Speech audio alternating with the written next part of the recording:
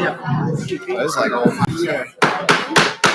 People, we're gonna try to get started. It's just after 7 o'clock, so we'd like to keep on time and allow you guys to have enough time to speak before us today. So today is Monday, June 14th, 2021. Welcome to this evening's regular meeting of the Oregon City Council. Let's begin tonight's meeting by standing for the Pledge of Allegiance. Pledge allegiance to the flag of the United States of America and to the republic for which it stands, one nation, under God, indivisible, with liberty and justice for all. Thank you. Ms. Evans, would you please take a roll call of council for attendance this evening? Mr. Davish? Here. Mr. Horniak? Here. Mrs. Pavlov? Here. Mr. Reeves? Here. Mr. Seaman? Mr. Wallensack? Here. Mr. Zale? Thank you. Please note that 5 members of the council are present this evening. Mr. Zale and Mr. Seaman had previously spoken with me at the beginning of the month. They have family vacations planned, and they did both extend that they wish they were here to listen to your concerns, but they are out of town this evening. So I'll have to seek a motion from council to excuse their absence. Mr. President. Yes, Mr. Reeves. So moved. Thank you, Mr. Reeves. Second. Second by Ms. Pavlov. Council, is there any objections? Hearing no objections, Mr. Zale and Mr. Seaman are excused from this evening's meeting.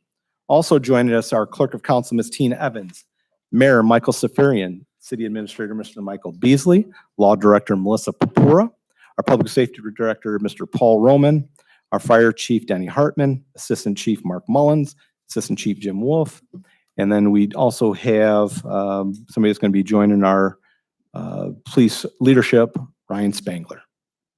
We're going to go in a little bit different order this evening. We're going to take care of the agenda items first so that the vast majority of the people here today are here to speak about the proposed, I wouldn't even consider it proposed, but we had sought out and spoke with some property owners. You're here to listen to that. So let's get the other stuff out of the way so that we have time to listen to the residents here. All right, so the first order of business for council this evening would be the approval of the meeting minutes from the May 24, 2021 regular meeting of council. Mr. President. Yes, Mr. Reeves. So moved on the approval of the minutes from the regular council meeting from May 24th of 2021. Thank you, Mr. Reeves. Second. Second by Mr. Horniak. Council, any objections? Here, no objections. The meeting minutes from the May 24, 2021 regular meeting of council are approved as presented. Council, we did not have a committee of the whole meeting last week. Therefore, we need to add items 66 and 67 of 2021 to this evening's agenda. Can I get a motion, please? Mr. President, Yes, sir, Mr. Reeves. I make a motion to add items 66 and 67 to tonight's agenda. Thank you, Mr. Reeves. Second. Second by Mr. Dabish. Council, any objections? Here are no objections. Items number 66 and 67 of 2021 are added to this evening's agenda. We will start with item number 66 of 2021. This is being presented by Mayor Michael J. Safarian and Public Service Director, Mr. Paul Roman. Mr. Roman? Thank you, Mr. President. This first ordinance is to perform concrete work at the wastewater treatment plant.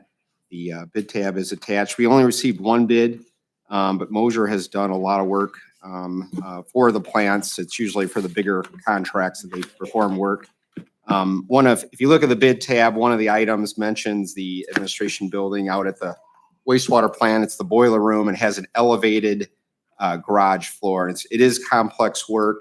But this contract itself is not a lot of money. So it only attracted so many bidders, and that's why Mosier was a single bidder. So, but they've done good work. They certainly meet the best bid criteria, and this work was included in our CIP budget. So I'm happy to answer any questions. Thank you, Mr. Roman. Councilors, any questions for the administration on item number 66 of 2021? Mr. President. Yes, Mr. Reeves. Mr. Roman, once this is approved and if it's approved, how long does this process take? Do we know when their projected time is to finish this? Mr. President, Mr. Reeves, this work will be done probably through the summer months. Probably by the fall. Thank you very much. Thank you, Mr. Reeves. Is there any further questions for the administration on item number 66 of 2021? Hearing no further questions, I'll sign item number 66 with ordinance number 66 of 2021 and ask Ms. Evans to read it into the record. Ms. Evans. Accepting the bid of Moser Construction Incorporated, 122 South Wilson Avenue, Fremont, Ohio, for furnishing labor, materials, and equipment for the wastewater treatment plant administration building and junction structure number 1 repairs. Authorizing the mayor, director of public service, and finance director to enter into a contract with said contractor and declaring an emergency. Thank you, Ms. Evans. Council. Mr. President, Yes, Ms. Pauloff. I move for passage of ordinance 66 of 2021 and declaring an emergency. Thank you, Ms. Pauloff. Second. Second by Mr. Reeves. Ms. Evans, would you please take roll call of council on passage of ordinance number 66 of 2021 as an emergency measure? Mrs. Polloff? Yes. Mr. Reeves? Yes. Mr. Davish? Here, yes. Mr. Horniak? Yes. Mr. Wallensack? Yes. Thank you, council. Please note that ordinance number 66 of 2021 did pass by a vote of 5 yeas, 0 nays. We'll move to item number 67 of 2021. Item number 67, again, is being presented by Mayor Michael J. Safarian and Public Service Director, Mr. Paul Roman. We're going to go directly to Mr. Roman. Thank you, Mr. President. This ordinance is to perform sidewalk and curb repair work throughout the city. A couple neighborhoods. I know a lot of the sidewalk work is in the Ardmore subdivision, some work on North Reach, Worth, and Seaman. A lot of this work also includes ADA ramp replacements, and we have curb replacement in Stephen Meadows and in East Hampton. So, but out of the 2 bids, Quinn was determined to be the lowest and best bid. And Quinn has done several successful sidewalk programs. Again, sidewalks are sidewalks that are damaged by street trees. And so this is a city cost, and we do them all in one shot. So, but happy to answer any questions. Thank you, Mr. Roman. Council, is there any questions for the administration on item number 67 of 2021? Here are no questions. I'll sign item number 67 of 2021 with ordinance number 67 of 2021 and ask Ms. Evans to read it into the record. Ms. Evans? Accepting the bid of Quinn Concrete Construction Incorporated, P.O. Box 80065, Toledo, Ohio, for furnishing labor, materials, and equipment for the 2021 sidewalk program and miscellaneous concrete work project. Authorizing the mayor, director of public service, and finance director to enter into a contract with said contractor and declaring an emergency. Thank you, Ms. Evans. Council. Mr. President, Yes, Mr. Davish. I move for passage of item number 67 of 2021 as an emergency. Thank you, Mr. Davish. Second. Second by Ms. Pauloff. Ms. Evans, would you please take roll call of council on passage of ordinance number 67 of 2021 as an emergency measure? Mr. Davish? Yes. Mrs. Polloff? Yes. Mr. Horniak? Yes. Mr. Reeves? Yes. Mr. Wallensack? Yes. Thank you, council. Please note that ordinance number 67 of 2021 did pass by a vote of 5 yeas, 0 nays.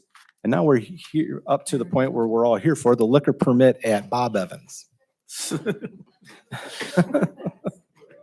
I'm glad I wasn't the one. Mimosas for everybody. We do have a liquor permit before us this evening. It has went through all the channels with the administration. Nobody had any objections to it. Council, what's your pleasure? Mr. President, Yes, Ms. Pauloff. based on that information, I instruct the clerk to mark the box that we do not request a hearing. Thank you, Ms. Pauloff. Second. Second by Mr. Davish. Council, is there any objections? Hearing no objections, we'll ask the clerk to check the box that we do not seek a hearing on the liquor permit at Bob Evans. All right, so we're at the point now where we have a number of people signed up. And what I'm going to ask is everybody listen. We'll try to answer as many questions that you ask. I know it's emotional. Please try to take emotion out of it at this point in time. We don't get anything out of yelling back and forth at each other. So please listen to us. We're here to listen. I understand that people, it's hard not to get emotional in this, but we're here to listen today. And that's all we're here to do is listen. We have no projects planned for that development right now for that property. As a council member, when I talk to the community members, they ask me for police and fire, roads, water, sewer, recreation, get my trash picked up, make sure we have good housing and jobs and restaurants and retail. And please, and they ask us to keep our taxes low. So if you ask, why would we even consider something like that? Because a large scale project like this, though, it fits all those boxes. So I wouldn't be doing my job as a council member to at least listen. And that's all this was at this point in time. We authorized the administration to seek out property owners to see if they would be willing to listen. And that's all that's the furthest this got. So I just wanted you to know, as a council member, that's my thought process in something like this, where we're giving the administration authority to go seek and see if the property owners would be willing to listen. Council, is there any other council member who want to just briefly say anything before we get started? Mr. President, Yes, Mr. Horniak. I would probably just to echo that piece of it is, our job here tonight is to listen. So we come here with open ears. We want to hear the opinions. We want to hear the thoughts, objections, support, whatever it might be. Just to reconfirm Dennis's statement on that, there is no project that's going in someplace. The question or the exercise was, if we wanted to assemble a certain number of acres for land development, would there be interest to do it? That's the step that's been taken so far, is there interest from those individuals? Okay. But from the flip side, we're here to listen for the duration. So thank you. Thank you, Mr. Horniak. Is there any other council members? Mr. President, Yes, Mr. Reeves. the only thing I would add is, we need to all go into this with an open mind, just like we have with the administration. Right now, we're getting, there's all kinds of information that's being put out there that is not true. So just listen to the facts and then make your decisions with that. And that's exactly what we're planning on doing up here. Like, Councilman, Walenzak and Councilman, Horniak had mentioned, there is nothing that has been set in stone, nothing that has been done other than they were given the opportunity to go out and try to seek to find an area that has enough acreage for a project. That's the only thing that has gone on so far. There is nothing that's been written up down in stone that we're taking people's property. There's no such thing as eminent domain and that we're gonna do this and that. All it is just inquiring, giving the economic development department or development to go and seek and see if there's interest in it. So thank you, Mr. President. Thank you, Mr. Reeves. And I wanted to just add something to what Mr. Reeves said. There was stuff that I was being told today that we are threatening to take property by eminent domain. We're not taking property by eminent domain. That is not something we're going to do. People have a right to buy or to sell their property if they want to sell it, but we are not taking property by eminent domain. We're not even permitted. Yeah. It's So not even legal. So just, I want to dispel that rumor, and it's not, this was not a jail property. So that was another rumor that I had heard that was out there. So this was a project that would have been roughly $2,000 to $3,000 or 2,000 to 3,000 high-paying jobs to the community, and it would have been a huge windfall for our school district. So, again, as from my standpoint, I think we at least owed it to listen, and that's all we did, is we listened. At that point, at this point in time, Mr. President, yes, Mr. Reeves. just to piggyback, we owe that to you people that have elected us to inquire about this. Thank you. Yep. And then, so at this point in time, I'm going to turn it over to the mayor, Mr. Beasley, and then we'll open it up to the public. Actually, I'm going to stop right there. We do have one gentleman signed up for something other than the industrial park. Thomas, and I can't read your last name. You live on West Baywood Drive, about the flooding. Would you like to step up and get us started here? When you come to the microphone, what we ask is to say your name and address so it gets on the record. And as we move forward with other people coming to the mic, we just implemented a new PA system, a new mic system. A lot of the noise that happens in the back you can't, before you could pick it up and you'd be able to write down. Right now, if we want it on record, it's got to be from a mic. We would not be able to put it on record if you're saying from your chairs, because you cannot pick it up when Ms. Evans tries to do the minutes of the meeting. So thank you. Well, thank you, Council, for letting me talk. My name is Thomas L. Castellanos. Castellanos. I live at 2060 West Baywood Drive.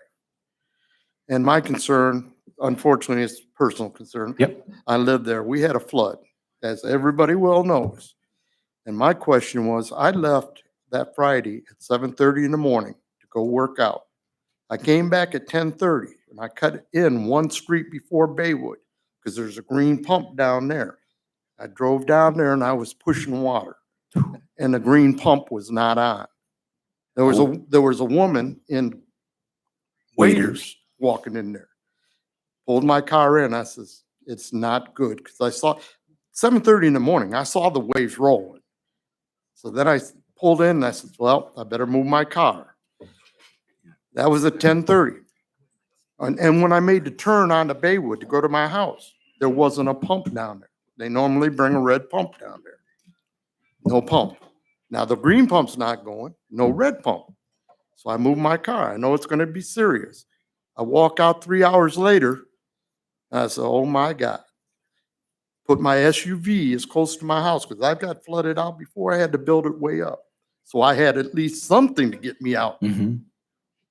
They never brought a pump down there. It got so bad that they had to use a inloader with the pump to bring it down. Now, there's water down there. They got to set the pump, hook it up, turn it on. Now, hopefully the green one's going by then. And it was at 11 o'clock. I thought it was time to move. Well, unfortunately, the winds died down there. I need to know what's going to be protocol here. I mean, if I'm going to live out there, I got to do something here. And on Wednesday, the Jet Express said, we're not going to go to Port Clinton because we know it's coming. And why this happened doesn't make sense. I don't know what protocol is for a city. Yeah, well, thank you very much. Oh, and so one other thing. Okay, go ahead. Yeah, go ahead. Go ahead. Any other time there's a problem, I get a call from the city of Oregon. We got this going on. Yeah, the emergency phone where they call me. No phone call. Okay. Even though I know it's coming. Yeah. And I says, am I the only one that sees what's going on? And I just want to know what protocol is so I can plan for the future or so. Yeah, let me first turn it over to the mayor, and then we'll go to Mr. Roman for his department. That's, he kind of, Mr. Beasley's going to go, and then we'll go to Mr. Roman on that. Thank you. Thank you, Mr. President. Just a note, obviously, you know, we all know there's a point very quickly where Lake Erie was draining into Oregon and to other communities around here. We still want to do everything we can to get the right pumps working. As it turns out, no amount would have helped, but there's still things we can do. Let Paul talk about what went on that day. But the lake was draining into Oregon at about as fast a pace as we came up pretty fast for us. We know that, but Paul, if you want to take it. Well, yeah, thank you, Mr. President. And then, Thomas, I know that we constantly watch the weather. I mean, that it is something we watch, and I can tell you that forecast was kind of an odd one. A lot of what we got was early that Friday morning. We got all our pumps out that day. And I think planning for a northeast wind, I think through the years, or some people put in boat launches right on the lake, and it delivers that northeast wave right up into the neighborhood. And one by one, we try to improve every time we have these floods. But I know we borrowed a pump out from our water plant. That could have been the one you mentioned that we brought in because it was a big event. I mean, I was here for the last big one, which was 97. We were boating people out. I think that, it's hard to plan. I'm a drainage engineer, and it's easy to talk about how much rain falls and how big of a storm surge you need to convey it. But with a northeast wind on the lake, it's very difficult to design for. The Baywood pumps, that neighborhood, it was a private system. The city maintains and assesses the power use for those pumps. But again, to rebuild them and assess the neighborhood, it's like, what size do you build it for? I mean, that's the problem. And then at Langendovie, where we have the Tobias ditch, we have a backflow preventer there. That pump, as much as it looks idle, it is on. It has float switches that will turn it on automatically. So some people think that's off and it's really on. But what was odd about that event is they predicted 3/4 of an inch. I think Oregon got 2 inches, and so again, that forecast is off too. See, so it's like we constantly watch the weather. We almost park that pump at Langendovie all the time. It's almost out there, and we try to predict as much as we can. But we had every pump out that day. Well, all I can tell you is personally, I know that the one on Baywood wasn't there until it got real. And they were setting them up in different locations. Yeah, Yes. No, I know. understand that. I know. And I will give the city this much. They, later on, when it got really bad, they had their crews with the big backhoe. scoopers Yeah, the back. Yeah. down at the end. Yeah. Trying to make that creek. And northeast wind, you're gonna get it. You know it's gonna happen. And I'll drive it and I'll try to survey what can we do better. We put in a tile along that washed out along UT, and I was wondering, did that hurt or help? And I'm pretty sure it helped, but then I got a call from a neighbor that thanked us and said appreciated us putting it in, so I felt good about that. But I'm always thinking, what else can we do better? Yeah. So. Well, I appreciate what you did, but like I said, I just want to know what protocols. Yeah, I mean, we're constantly watching the weather, and if it's a northeast wind, we plan to get our pumps out there, and so it's where do we go first? It's hard to say. I know I worry about Blanche because like I said, there's a boat launch that I think they know about it and they try to put up concrete blocks, but there's just some of these private launches that they face northeast and they deliver that water right to the neighborhood. Yeah, it was gonna happen. Yeah, You knew it. Yeah, I knew as soon as I saw it that morning, Yeah. I said, it's gonna happen. yeah, And Get ready. right. And Thomas? Yes, sir. Yeah, over here. What we'll try to do is put together a protocol and get with you and say, okay, moving forward, this is our plan. This is what we try to do. So you have that information. So, Well, I told the neighbors I was coming. They said, yeah, you gotta go down there. Well, I don't see them here, but anyway. yeah, but we'll try to get with you to let you know, moving forward, this is kind of what our step A, B, and C, so that and your neighbors can know. Yeah, and like I said, I think the neighborhood it can't be just one entity. It's gotta be a combined effort. Yeah, and if I could say this, Sure. Mr. President, I mean, we take no offense to a phone call. I mean, any phone calls that we get, I mean, there's, even if as much as you have that pump out there and it's sitting stationary, if someone sees something awkward, I'm not saying I'm depending on that, No. but we don't take offense to it either. Well, I want historically, I've been Yeah. out there since '89. Yeah, yeah, The first house I had to take down. When yeah, I built the second one, I told them foundation this high. yeah. Well, Before you set the house. I- And like I say, cities helped me a lot on that. But Yeah. unfortunately, my neighbor, he got it bad.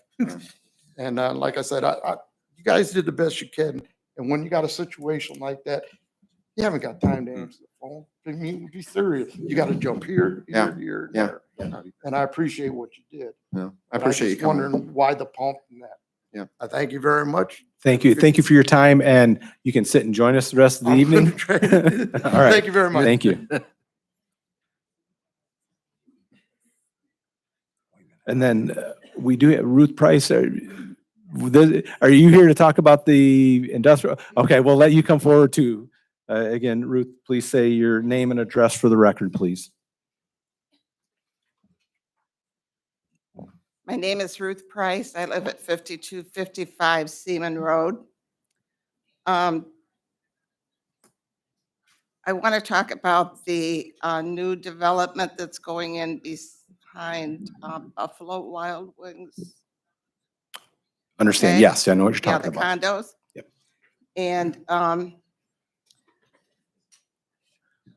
it was really, never saw too much about any of that. And so anyway, today I talked to Mr. Gilmore yesterday and he filled me in on a lot. It was very interesting. And we talked about Amberwood next door to that, which is going to be pretty much adjacent to it, I think. So anyway, I did some investigating today. And I drove up there and it's in bad shape. Amberwood Apartments? Pardon me? What's in bad shape? The Amberwood apartments. Okay. The exterior is made out of like, a one-piece siding that's like stucco. And, then there's like 2x6s that are trimmed, like I suppose where the seams were. There's a lot of dry rot. There's things that need painting. There's little fences around, I suppose, trash cans or whatever, and some of them are fine. Some of them are not in good condition at all. So, oh, and then the street too, there's some big spots of blacktop where it's getting to be quite severe. So none of these things have been addressed there. So that was my thinking, if these other villas go in and they're going to be rentals, rental property is not maintained, very seldom. We have a lot of rental property in Oregon. And I have one now by me, one sold, and the woman has put $50,000 in the house. It looks fantastic. The one next door to me is horrible. I think if ever they move, I think it's gonna have to be demolished. I mean, it has termites, it's just nasty. And it's across the road, was the Leonardo home. Okay, and I was wondering, this new villa development that's going in, what type of exterior structure is that going to be? I would ask the mayor, because that never came before council. That was just a plan commission hearing. Mayor? And I'll start and might refer, oh, Jim isn't here, or maybe Paul Roman. We'll try to address it, but when they applied for that, those buildings there, where he was putting the units in, The because new we didn't know, ones. the new ones. When he Okay, applied for them, he was already zoned for that. So what we were doing is, we were just doing a site plan approval. So because once you have zoning for something, we don't have the authority to say yes or no. Can you put in the condos, or will they be rentals, or will they be sold? They have that right, just like on your R1 property across the street. Once you purchase it, you're able to do anything our zoning code says R1 it permits, just like he was afforded that right also. So we don't get to pick and choose how he builds it. It's just how the location sets, what the setbacks are. And so that's what we were approving, how they would comply. So, I'm not sure he knew all of what was going to be the exterior structure. And it's not even, we can ask, and he could voluntarily tell us what it would look like, but he wouldn't have to. So as long as it meets the building standard code, he would be able to build anything, or the Ohio, we adopt the Ohio building standard, and they would be able to do anything that permits. And as for rentals, a lot of people have that comment, and I would share some of that, with you, but share some of the same feeling, but we don't have the authority to prohibit somebody buying a house and making it a rental. Sometimes wish we did, but we just don't have that. So do they, excuse me, but do they have to present to you when he says, okay, I'm ready to build? mhm. Does he have to give a plan as to what material he's building it with? Sort of yes and no. He has to show the plans, and we have to see, our plan reviewer looks to see if it meets the building standard code. If it meets it, we cannot demand something above and beyond that. Okay. So And what about Amberwood? Is there anything that can be done with that? I mean, we'll send the inspection thing if there's violations. We don't have what is called a property maintenance code in the city of Oregon, but we do have some things that could be a violation and they would have to maintain. Mhm. So, we'll do that. We'll send Yeah. Because there's some of the spots that are, I've been through there. yeah, there's some of the spots that are dry rotted that are really As I said, bad. see the roofs sagging and Yeah. whatnot. I've seen And, it. and like the street, I mean, how bad does that have to get? I know it's not a public street. Yeah, it's a private development. Private. So Right. it's just like maintaining, like someone coming in and telling you to maintain your driveway. Exactly. We'd have only that I knew authority. that. So But I just wondered, can anything be done with that? Not it's a that tough one. It's a Not tough that one. it's affecting me, but I'm thinking, okay, we've got this place next door that's gonna be brand new and and he's gonna say it's gonna be wonderful forever. And then it turns into something that's not wonderful forever. Ms. So Price, that we'll is my concern. we'll make sure the administration follows up with that. And if you'd like them to kind of report to you and let you know, but they will work with Mr. Gilmore to make sure that if there is any zoning violations that we can enforce, that we'll enforce those zoning violations. Okay, And it wouldn't be really a zoning violation. Just a code enforcement. A code violation. yeah, I know We'll- they've we'll been do there, the- we'll do- they've we'll do been what we there a can. long time. They look And- tired. Right, and it's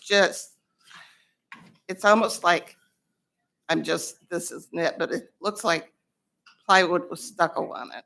I mean, I know exactly. that's the way you buy it. I've seen it before. It's cheap. What probably was. Yeah. Okay, that's one thing. Okay, now the other thing I'm going to talk about is the Berman Building on Navarre Avenue. I was there in the parking lot and really looking it over today. Now, I don't know, it's been, because I've been out here forever. There was an ordinance at one time, and I'm assuming that it hasn't been removed. But if there was a commercial building, it had to have a brick facade. Correct? You're sort of right. There are certain building exterior, brick is one of them. There's some other things that fit into that standard. However, that is an existing structure. So if that building was built new, would that be permitted? No, but they could But that building, the whole building is entirely brick. And they painted it blue. And now it's obnoxious, ugly blue. just like every shed, And and then and when that was getting painted, Dennis Walzak called me and he said, well, they're painting this building, what can we do? And I said, unfortunately, we don't have a dress code that we could enforce to tell somebody what color they can paint their building. So we couldn't stop them. it's like, welcome to Oregon, look at our ugly blue building. But they don't discriminate. The shed puts those same ugly buildings in every community. And they also put mural, Yeah. that blue, I don't think is gonna be a permanent blue. If you go by any I of don't your know. shops, they have a painter go out there and put Make very it- nice mural. So maybe we can hope that. Okay. Yes. We'll reach out. Now, We'll reach Is out to it- them, we'll talk to them about it. When we'll get an answer from Okay. them. Now, is it true that this is going to be a drug paraphernalia business? I don't know what all goes in and out of that place. We'll find out. It's probably been 40 years since I've been to a shed location, so I have no idea. Well, I can't say that. 30 Well, years since I've been to a they- shed location. I don't know if it's still there because I didn't ride over there, but there was one on Woodville Road that was painted the same Yeah. horrible blue. That was a drug paraphernalia place. Again, I don't, Does Oregon have any restrictions to selling drug? I would assume paraphernalia? that if it's legal for them to sell it in the state of Ohio, it's legal for them to sell it in the city of Oregon. I think you guys need to think of another ordinance or rule or something. Okay. Now, Mr. Beasley and I had a conversation the other Denny. day because I heard about all of this. Now, this isn't about it, but I heard about all this because I have a lot of family out there. And we were all going crazy. And I tried to call our mayor. I tried to call him. I tried to call Mr. Gilmore. I don't think they work. I think they just drop paycheck. So anyway, I was even, like I was here, and then after that, I was up here. So I was indisposed, but I got a voicemail from somebody by the name of Jill that works over here. So she must be new, and she left me a voicemail and said, the mayor and Mr. Beasley will call you tomorrow morning and you will have a conference call. So I was at a meeting with the Republican Club. And Mr. Beasley called and I said, where's mayor? He says, well, it's just me. I said, okay. You know, nobody knows about what's going on. What is transparency? God forbid the United States has heard a lot about transparency. And I over- hope, Ms. Price, I hope they go through the process and explain that tonight. Yes, but I mean, that was, and so that was at 10 o'clock on Wednesday, the 9th. Well, I went to another meeting and there was this, may I approach the council, please, to hand something out? Sure, yeah.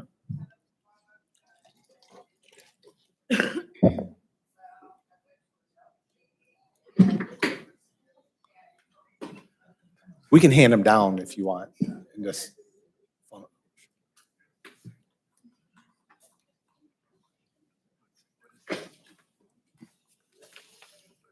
So after our meeting, Mr. Beasley must have I must have upset him a little bit because he got busy and he wrote this letter because I got it the same day.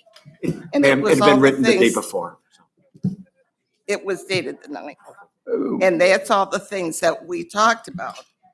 Well, and one of the things I highlighted for you is that you want to do expanding because of what Flint, Michigan, they experienced and what Lordstown, that has, Flint, Michigan, that was a water problem. No. No, what, And in the, car. exactly, they lost a tremendous amount of Yes. jobs from the auto Yes. industry. That is But a correct. lot of people moved because of the water situation. Yes. Okay. And then he said that they're finding places here for First Solar expansion, Amazon, and Peloton. Mhm. I hate to tell you folks, but they're all going to Osford. All three of them. Just make a note.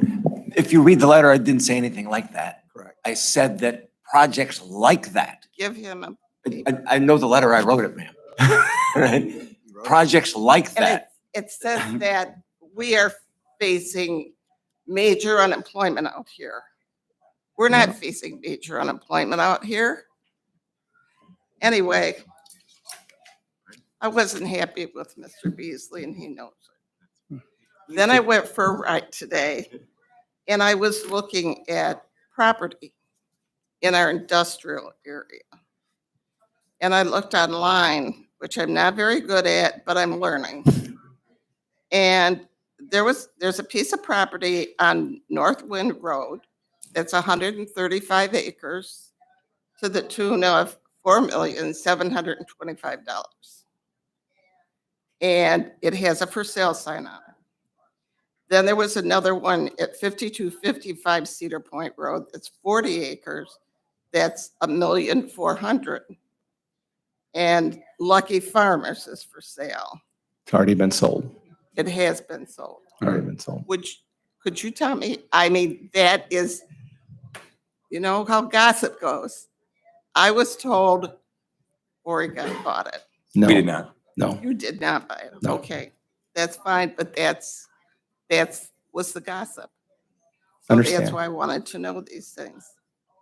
But the big thing is transparency. I think we all need to have a lot of transparency. Thank you. You're welcome. Thank you for listening.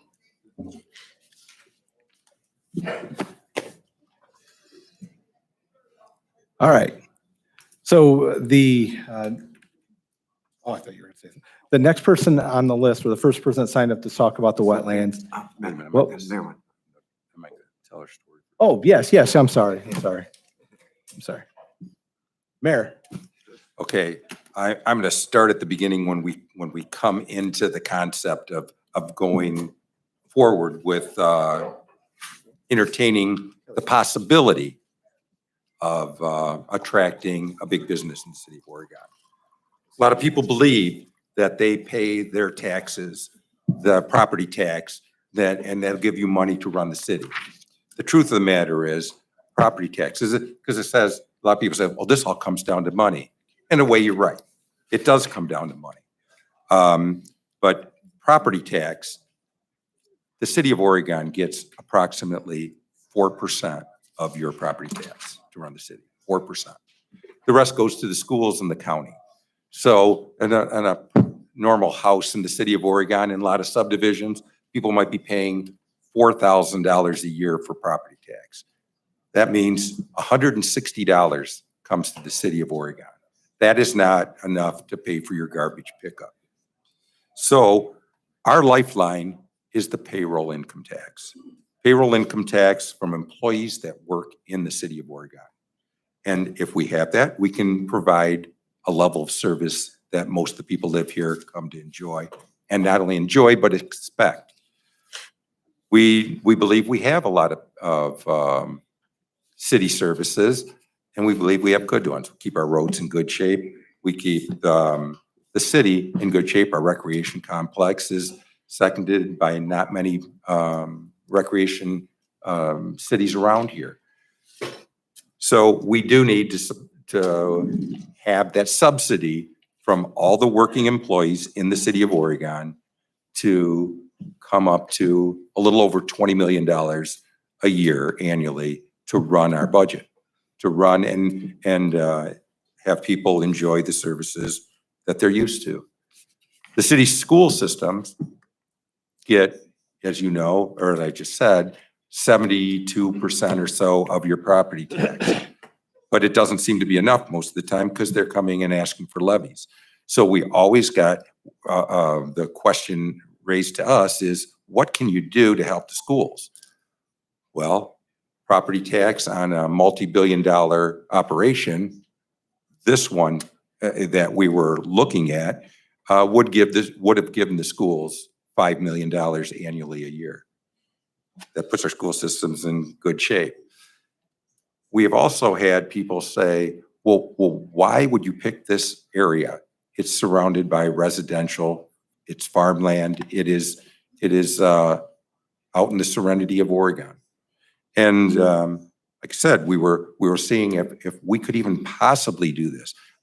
These different businesses that were looking to locate somewhere, it came to us through the governor's office in the state of Ohio, through the RGP, Regional Growth Partnership, that is located in Lucas County, and then to our Economic Development Foundation, saying these things are out there. We are, like I said, our biggest income is through our industrial area. Our refineries are some of the biggest suppliers of our revenue. Refineries are doing business a little different than they have in the past. They're struggling. The revenues and their, other than just the working employees, we get what's called net profit earnings from these refineries. The refineries suffered a lot of changes there that cost them a lot of money. We are on the understanding that a lot of them are leading these refineries to not show profits probably for the next 5 years. So that from industry out there, including refineries, we generate about $3 to $4 million a year that we won't be getting. There's two things we can do about it. We can cut city services, or we can try to find new revenues. It's been called to our attention by a lot of people that we have undeveloped land in our industrial area. The biggest parcel we can assemble there in our industrial area is 80 acres if we work really hard. Most of them are 20-acre parcels, 30-acre parcels, 10-acre parcels. Those type of parcels attract businesses that may have 150 employees. They're making $50,000 a year and 2.25% payroll income tax. We're getting about $1,000 from each employee. $150,000 comes if we land 150 employees at a place. Lands us a little shy of the $4 million we'll be short. So when we seen that there are big proposed businesses that are looking, and the state of Ohio is interested in seeing them locate in the state of Ohio, we thought, well, would we be attractive to them? And so we looked, most of these projects were looking for 200 to 300 acres plus, with the supply of natural gas, sanitary sewer, electrical power, which would meet their demands, and some rail. Some of them didn't need rail. This was the only site we had in the city of Oregon that was even a possibility. So all the other ones didn't exist. It's also been said that we were out to try to take people's property or strong arm them for that. Not true at all. When we looked at this parcel, it was told us the first thing, if you have any chance at all of landing a business, is you have to secure that property, have the right, have the option to purchase that property. Hire a company to go out and see if they can secure that property. I told the people in the room, I couldn't do that. Couldn't do that to the people. I know these people. I know a lot of them. I said, I would have to do that myself because I knew the magnitude of the situation. So again, we weren't placing a business there. We were thinking about it, thinking about one of the options. Like I said, the other option is, as time goes on, if something happens to one of our refineries, if they're shut down or drawn way back, we're going to have to either raise taxes or cut services. Instead, if business like this goes in, property values will go down. Not so sure that's the case.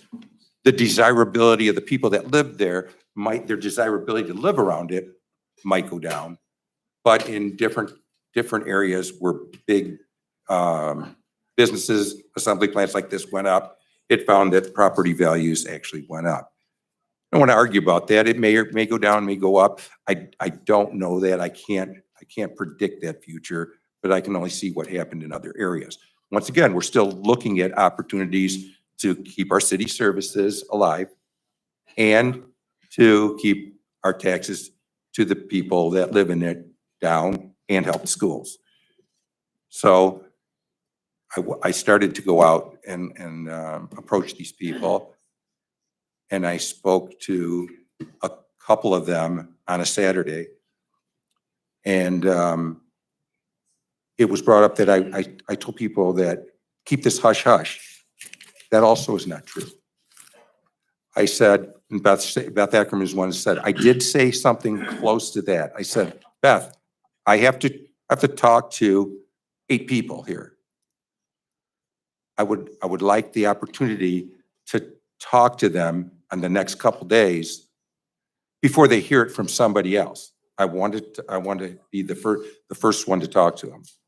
I knew that this is something I couldn't keep a secret.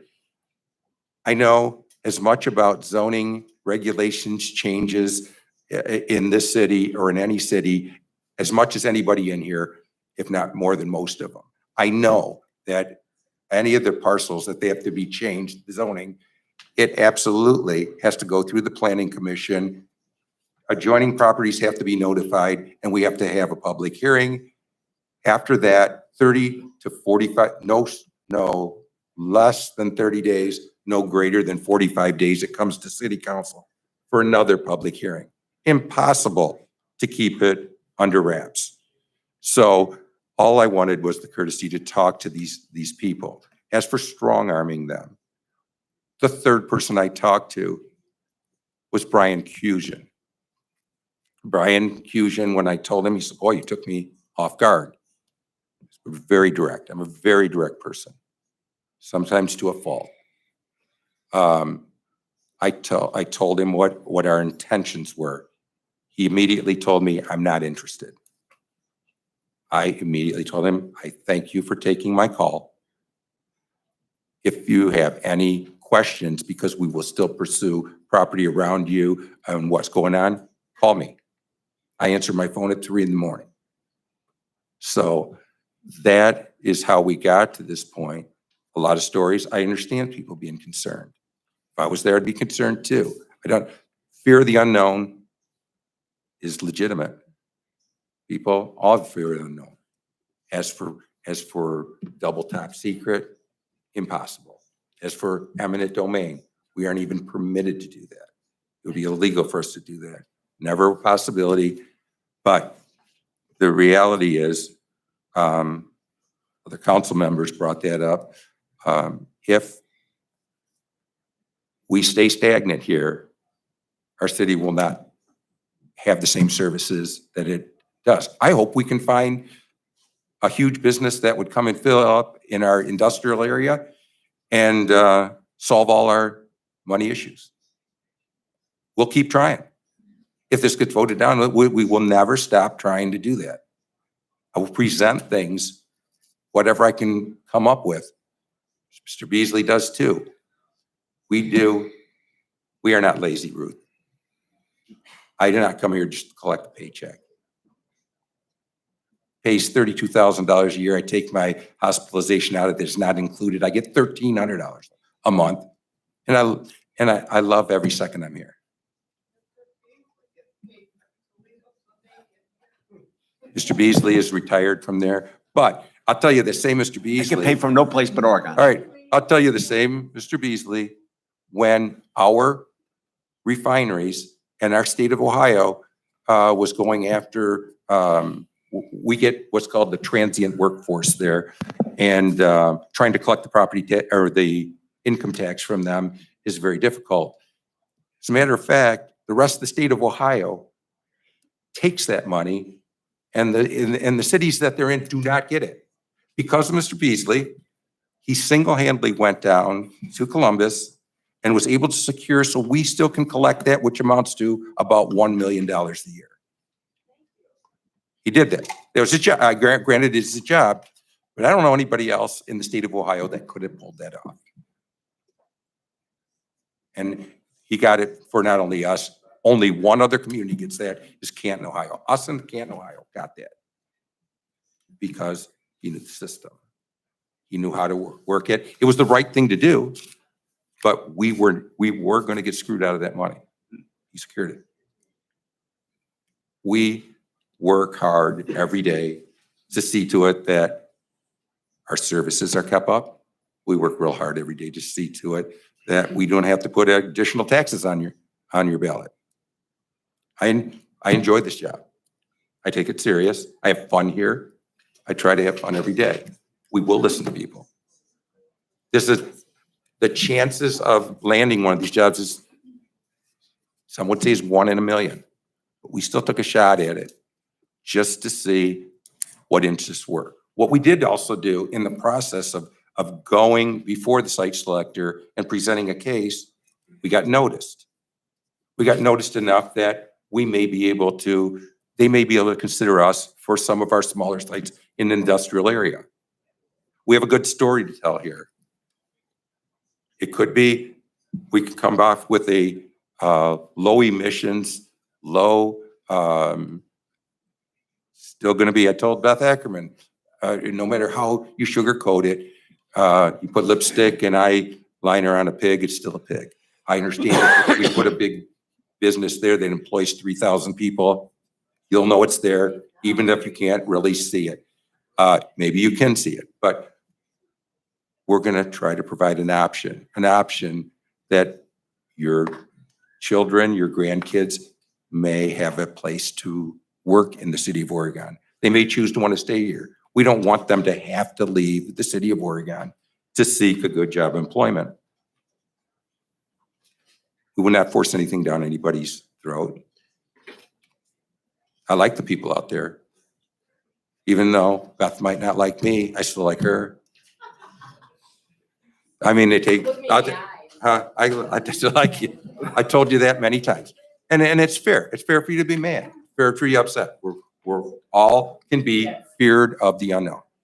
And like I said, we have, we'll keep working. We'll try to fill, like I said, we'll try to fill our industrial area. We'll hope we go with the refineries and we tell a story. We try to help them to survive every way we can. And maybe everything will go great. They tell us, the refineries tell us, they believe that in 10 years, 30 to 35% of the cars on the road will be electric, and their need for producing gasoline will go down at that ratio. When that goes down, their workforce will go down. We hope we can keep them both open. We'll do everything we can to do that, but we don't know. We can't wait around. We can't wait around, and we don't have a money tree here. The money tree is right back here. We're trying to put it together. It's just one possibility. And it has a lot of steps to go if we were to try to do that. Certainly wouldn't force it down anybody's throat. And it's just the truth. Can't run and hide. I live here. I work on the corner of Star and Dearborn. I'm there every day. People stop in all the time. I can't run and hide. I'll face anybody with any question. I've always had done that. I always will. As long as it's election year for me, I think if I really wanted to pull something over on anybody, I'd bring this up right now in an election year for a job I love. I do love the job. I think I'm good at it. And every year I try to get a little better. That's the story, ready to answer questions or hear from people out there. Mr. Beasley, did you have anything further to add before we get started? No, I think, just a note, I think it's worth noting, there's been lots of talk, and I've talked to residents about, boy, what site are you talking about? What property you're talking about? And I think it's just worth noting. The city, just to clarify, and the mayor made the point, President Council made the point, city under Ohio law cannot do eminent domain ever for property for development. That's something that's possible or that we would do. We've never done it in the city of Oregon. We wouldn't do it, so it can't be done. If Oregon property owners want to discuss it and look at possibilities, that is the only way that something could happen. So that is what the mayor did. He said, there's not much more way to be more transparent than to go out and personally knock on the door and talk to them. That's what he chose to do. That with the knowledge that that is the only way to start. Is someone possibly interested? As soon as people, and we had 2 property owners that told us they weren't interested. We had wondered about the possibility of a broader site than this. Property owners said they weren't interested in continuing discussion. We took those out of consideration. There is no property in Jerusalem Township that is under consideration. There's no property in Jerusalem Township that's under consideration. The city can't control that zoning, has no control over that. We do have a property owner with property in Oregon that had asked us to consider also buying that property on the Jerusalem Township side. We don't have any need for that property, but we would acquire it if that's what it took to buy the other one. We would sell it to the neighbors there if they want. We have no interest in it except possibly for tree screening across the side. So the site, the land south of the railroad track, we have no need for that property. We don't have any interest in it, but the property owner said, if you're gonna buy out, would you consider buying all of it? That was part of the discussion. And we would plan that again for tree screening. The development would be north of the track. So that is nothing other than the site we're presenting here is even under consideration. Some other properties said no. We didn't know which properties people would be interested in selling. When someone says no, it's not under consideration. It is, as the mayor and the president council said, the job of the city ultimately say what's possible in the future. It may well be that there's property owners that want to develop and want to sell, but then the city chooses not to zone something. But the first step always has to be to ask a property owner to say, are you interested in possible development? If the answer is no, then the discussion's over. That's just understood that from the thing, and let's go to the numbers. I just want to reiterate about the entrance onto North Curtis Road through the one parcel.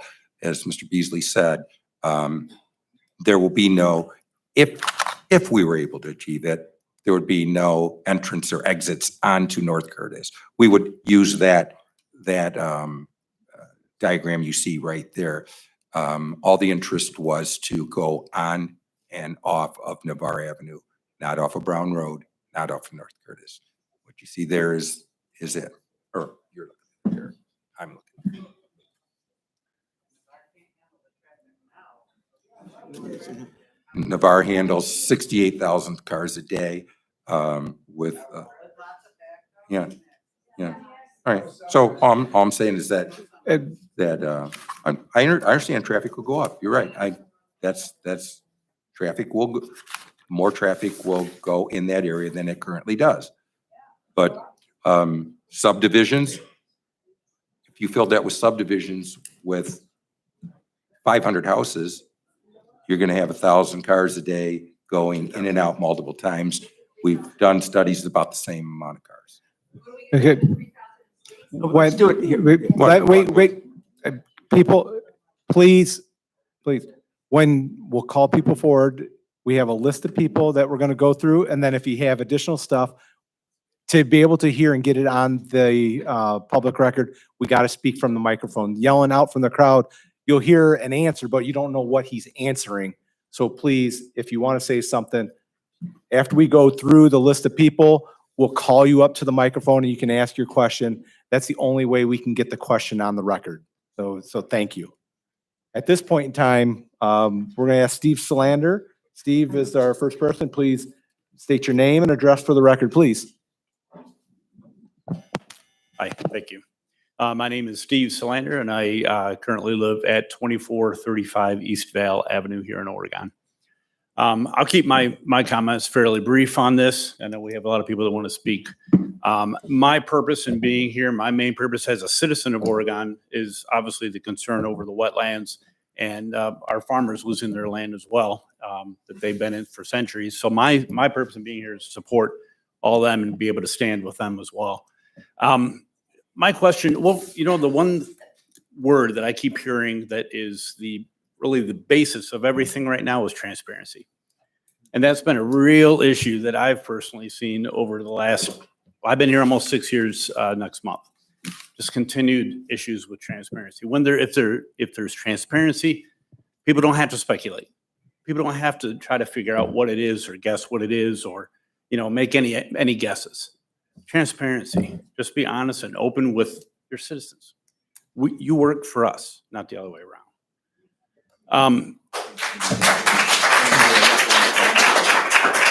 So the other thing I was just kind of curious about with the funding that you were discussing as well. You had mentioned about the refineries, you know, as things go more electric and so forth. Were you going to be looking at inquiring or being able to obtain any federal funding for any of this stuff if it would to go forward? Mr. Beasley. Federal funding for the industrial site? Mm-hmm. That is not the sort of project that you traditionally get federal funding for. In terms of the other question you had on the wetland side, do you want me to comment on that? Just the city, first of all, this council, this administration, this mayor, Paul and his team, we believe that Oregon has created more wetlands in this administration than any city in Northwest Ohio by a pretty good amount, maybe double. We've got another 2 projects in mind. We've got about 70 acres of projects we've completed over the last few years. thousands of trees in addition to that. We cannot eliminate wetland, and the wetland that most people have expressed about is shown, that's no longer part of the consideration anymore because the property owner wasn't interested. There are other parcels there that could be wetlands or low areas. It's important to emphasize we can't eliminate them. If we were to try to change them, we have to replace them at about a 2-to-1 or 2.5-to-1 ratio, depending on the Wooded nature. wetlands are 2.5. Yeah, depending on the nature of the wetland. So that we can't eliminate the net amount of wetland. We have to increase it if we make a change. It is something though that is, it's one thing for me to say, I'm gonna double the wetlands, but if it's my wetland, if it's your wetland that's disappearing, that's something that's concerning. We share that concern. We don't know what's there in terms of wetlands. That hasn't been surveyed to that extent on that site. There are some sites that we think could be low areas that could qualify. We have to follow the federal rules on that, no matter what, whether it's federal funds or not. But we'll follow those rules. We work with the Army Corps on that. We have a team that's experienced with it, and it's part of development on it as you go. So we're aware of that. We'll follow that with that question. Okay. Just for the record, if that first place we entertained talking to had a layout that actually landed a parking lot on part of it, they reconfigured it, and if it turned out that wooded area was wetlands, that they were going to work around it or trying to work around it. So that we believed we can't eliminate wetlands. All we can do is increase them. Okay. And the other side of it, this thing I just wanted to kind of mention is I've also heard a lot coming from you, Mayor. The typical thing too, that, well, it's the fear mongering. Well, if you don't do this, you're going to lose services. If you don't do this, you're going to, your taxes are going to go up. I understand that can happen. Some of that can happen, but why does it always have to be a threat? It's not a threat. It's not a threat. I don't But it threat. comes across that way. When All right, I'm sorry. I did that's not it. It can be reality. May I ask and- you a question Sure. also about city services? Yeah. If you were this concerned about city services, what happened during dispatch? What happened during the consolidation? Where were you? I was right here. And you were very quiet. Uh-huh. Yeah. So there's how he feels about services. Thank you. Thank you, Mr. Slender. Next would be Beth Ackerman. Ms. Ackerman, would you please come forward and state your name and address for the record, please? Beth Ackerman. I have a favor to ask of council. Dr. Orvitz was working at her practice and was unable to get here in time to sign in. Would you entertain her, please? Yeah, before no me? worries. Yeah, yes. Thank you.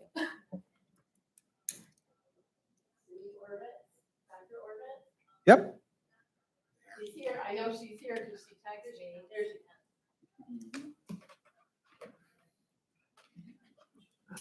is. Dr. Orvitz, would you please state your name and address for the record, please? Thank you. My name is Dr. Susan Orris. I live at 7970 Brown Road. I originally, as a young girl, lived at the other end of Brown Road, and I used to ride my pony around this area. And I'm very, very concerned as an avian veterinarian, one of the top 10 in the United States, that this is the canary in the coal mine. These people are here because they're very concerned. They're very concerned about transparency. They're very concerned about wetlands. And my farm is now, just for the record, it's by the USDA, it's a CREP wetland. My parents have been very involved since I was a young girl to be involved in conservation in this area. And I've grown up here, and I have to tell you that I'm very disappointed that you're so very worried about big industry when there are other ways of making money. Because I drive down Route 2 now, when I used to in the Mavericks drive it with a horse, and there's a lot of empty buildings. There's a lot of empty stuff. And so I'm very concerned as an avian veterinarian that with all this industry, you're going to lose something that's very fragile and very important. That is, this area drains to the area by Maumee Bay State Park. There's a wonderful swale that goes out there. So we have all this environmental issues to be concerned about. We have a huge contingent of people that come here every year for birding. I'm one of them. I've always been one of them. And we're going to lose all of this. And I think people don't want to live in a big industrial park. The people, these people have come here to live because they like it. They like the wetlands, they like the farming area, and I do too. That's why my family farm is still here. And I think this is not the way to go about figuring out how to get increased tax dollars. This should be a park. If you guys want to buy it, make it into a park. Because you don't have parks. It's the Metro Park that has parks in New York City. I'm just very disappointed in all of you as someone who's been here for a long time. Thank you, Dr. Orvitz. Thank you. Ms. Ackerman, would you come forward now?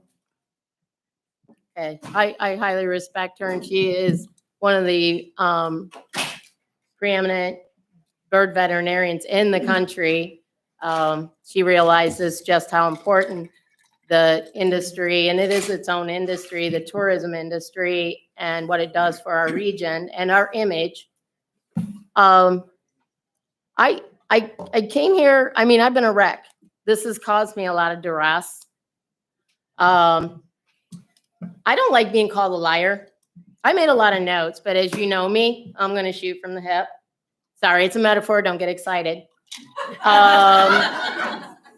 So I just want to say that you stood in my driveway and you offered us $20,000 an acre to start and not to speak to anybody. You have, and you both, I've been in the presence of both of you and Mr. Beasley, and we also know, and it's quite on record, that some people, your acquaintances, have been offered $40,000 an acre. So, yeah, well, then you have to take that up. Well, okay, you don't know where that came from? I have no idea what. I don't know. I guess we'd It's not have from to the ask city. Ron Sheehan because he's been quite open about it. Pardon? Well, hey, don't. Yeah. Beth, So, Beth, just let me, anyway. can I stop? Those can I are Ron stop there? Sheehan's words, not All right, mine, all I okay? can tell you is that what the deal was, if that was the case, if we gave Ron Sheehan $40,000 an acre, then everyone else on the option, they had a Me Too clause, so they I would all don't, you get. know what? No, it's But we not didn't, that. we didn't do it. We couldn't afford to do The that. whole thing was, it became a game of, and some of our council people were lying to other people saying, oh, no, they're in. Oh, these guys are in, they're out, they're in, they're out. And it was that cat and mouse game. And so people were calling me constantly and saying things like, Mr. Seaman says you're all in. I said, where's Mr. Seaman? Because no, we're not.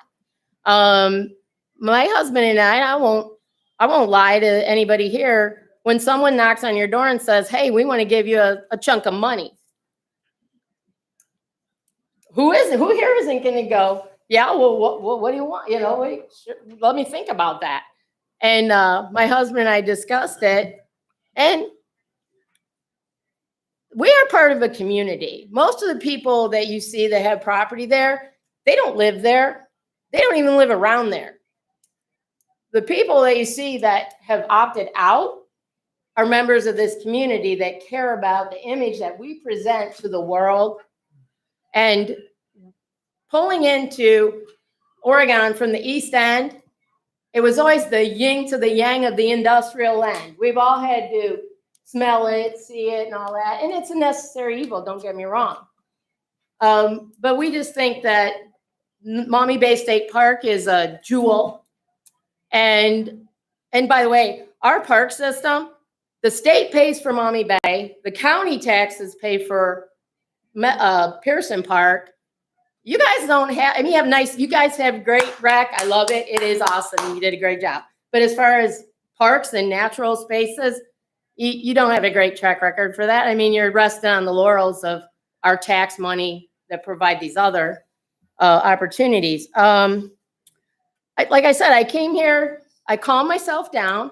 It's like, okay, it's okay. They really think they're trying to do what's best by, bringing in commerce. And it's really weird because I don't know about everybody here, but I really feel more comfortable talking to you folks because these people they aren't representing us. You guys had a vote on May 10th, 6-0, to give, the minutes say, an undisclosed amount of money to Oregon Economic Development to secure industrial property. I would like to know who of the council people, who are all at-large council people, and I know you met earlier because it comes in the video, you can hear somebody saying, Mr. Beasley and Mr. Safarian met with council earlier. Public wasn't privy to it. So who here asked, well, where is this industrial property? Who said how much? Do we have a number? How much of our tax dollars were given to Oregon Economic? Mr. Beasley. Mr. President, Beth Ekman, the ordinance specifically was for $200,000 for the Oregon Economic Development Foundation for both possible property acquisition, but also to pay taxes on the other properties they hold. So Oregon Economic Development Foundation has, I think, a couple of 100 acres, most of it in the northern industrial space that has been talked about. This says this was a part of a residential thing that you requested be changed to industrial. So it's funny because when I pressed one of the council people about, well, where is this? Where are they talking? And this person said, Eastern Oregon. And I said, never dawned on you that it probably wasn't by Maumee Bay State Park. Where's this at? We have gotten nothing from you people about this plan. Oh, wait a minute, this unicorn, right? It's not a thing, it's a thing, it's not a thing. Depends on if you're putting out a press release in response to our concerns. Okay, I'm sorry, I'm not a liar. This has made me sick. I've got 2 heart stents. You guys are gonna buy me another one. It's not a ride to the hospital. I was telling myself today, oh, they're gonna paint us as anti-job, anti-commerce.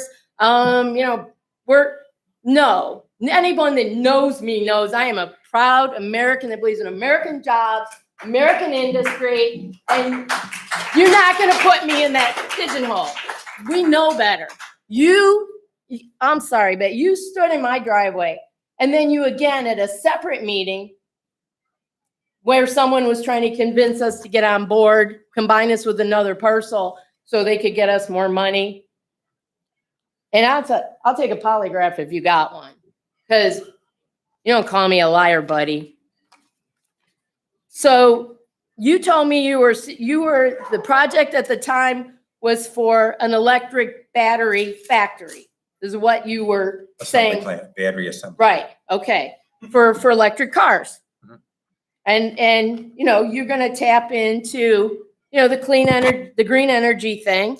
And, this is what we need to do. And I imagine you're going, after some of the American Jobs Plan. And I said to you 2 different times, why? I know there's money available to go into an already existing industrial area and revitalize it. So, because when you gave me the whole song and dance about the sky is falling, the refinery's closing, who's heard that for over 20 years? Like, I don't know about you guys. I've heard that threat every time you guys want to do something. The refinery's going to close. I was on a venture capital group that went down to Columbus, and that was the argument for asking for money down there was the refinery's going to close. That was over 20 years ago. So I believe that you have to be aware that may happen. But as Mr. Hayes said, the refineries produce petroleum products more than just what fuels a vehicle. Those products are used for a lot of things that aren't going away anytime soon. So I just want to say that you owe me an apology because you told me it wasn't true. And right here from the whitehouse.gov, that says, fund retooling of dormant factories. Brownfield grants will support the upgrading and reopening of facilities that had previously shuttered, revitalizing communities and increasing domestic capacity to build advanced vehicles and parts. The money's there. If the refinery closes, there will be a revitalization of that space, and it's not going to sit there empty forever, unlike a lot of places. You've got to get jobs into these existing places in Oregon, not go out and tear up some of the only green space we have left. So, I'm sorry, I'll calm down. Okay. By the way, in your response to our concerns, you never cited the environment once. Not once. When you just gave your spiel, you never cited the environment once. He is at least smart enough to toss it in there. I'm just saying. Those are, when I told you there were wetlands on that property, on Brian Cusion's property and his sister's, I was referring to all of the area that he built into conservation and habitat around the woods. I had no idea until I got on the U.S. Fish and Wildlife Service wetland mapping site that the woods are the wetland. It is a forest wetland. The entire woods where the Buchanan property is a forest wetland. Our woods to the west, that runs between Bury and Stadium, is 100% a forest wetland, as is the Jolin property to the south of that. Pearson Park is only a small segment of it in the northeast corner that's actually registered as a federal wetland. So I take offense that you treat us like we're stupid. I don't like all the games you guys play. I don't think you've been forthright with anybody in the public. And it's funny that the only people who seem to know anything are, past council people who are like, yes, I've known about that. That project's been underway for a long time. You want a name? Mr. Seaman, I'm sorry, but I'm offended. After we had a conversation about buying our land, I was at the flower market, just wanted, if you know me, I like plants, trees, flowers. I just want to go buy some flowers. Kathy and I were chatting about the Historical Society and everything under the sun. And I walked down to the food trucks, and Mr. Seaman walked by me, and he's done this in the past about things too, which is creepy. But anyway, he walks by me and he goes, "Take the money." I said, "What did you say to me?" He said, "Just take the money." I walked up to him, I said, "Really? You're going to send your lackey after me?" Like that is, and these are council people who don't know anything. They don't know anything about this project. It doesn't exist. It's fictitious. So anyway, the whole point being, the wetlands, we're getting everybody on board with this. Nature Conservancy, Sierra Club, Ducks Unlimited. We are going to make sure that this is not easy. Because if you take one dime of NEPA, National Environmental Policy Act Fed money, you will jump through every hurdle I can possibly find for every square inch of that wetland or any impact on any of the environment there. We have a biologist coming out on Wednesday. He's going to go over those woods with a fine-tooth comb. And this is not a cakewalk. So anyway, I could ramble on forever. The Eagle's Nest in Buchanan's Woods, that was one of the first ones. I don't know everybody that follows birds here. Total excitement. It used to be when you saw an eagle, you stopped your car practically in the road and you got out and you looked. Now we take them for granted already. Like, oh, look at there's an eagle. Okay, all right. Well, now there's a nest in our woods. We stay away from that part of our woods to let them, build the population. What you do in that section impacts our section to the west, because that Eagle's Nest in Buchanan's Wood has been documented as one generation of eagles after another. Now, when I told you about my concerns with the environmental issues, you told me on 2 separate occasions, "Oh, it's okay, we can mitigate it," which is like translation for, we can wipe it out and then we just have to do more somewhere else. And I said, I don't think you understand. These are forested wetlands. They're old growth woods. They transfer, I mean, their carbon, oxygen, air cleaning quality, you're not going to duplicate if you triple it. Not in our lifetime. So your lack of concern, genuine concern over our environment, and I'm speaking to all of you council people because y'all just gave them the money like bing, bang, boom, you know, and pretend like you didn't know what they were doing. I resent the hell out of that. The Eagles, no, you don't just go build a nest somewhere else. Doesn't work that way. I'm telling you, if you guys, you got an uphill fight if you want to just dismiss this environmental concern. I want you to know, Oregon should be on the leading edge of these conservation efforts. Not known as the Gary, Indiana, outside Toledo, where you see off the turnpike where it's just industrial. That's the only impression anybody has of us. So I would hope, and I'm encouraging you all to take on, being conscientious about this, because you're all about taking the green energy dollar. Care about what they're really trying to do with this conservation and this carbon exchange. You told me, and you were really dismissive about, oh, we can go around it. You can't change the hydrology of forested wetlands with just mounds of dirt. You drown them. You can't drain them. You can't pool water in them. They have a cycle. They have a whole ecosystem inside of them. I mean, I'm just saying, guys, I'm getting a whole education myself over all this. And when Melissa Bates told me the other day, she asked me if she could get a tour of the wetland area. I got permission, but no, somebody sent her down to the east end there, and she told me, don't worry about it. They're not looking at your property anymore. And I said, well, here's the problem, because that's where the Eagles live, and that's a wetland.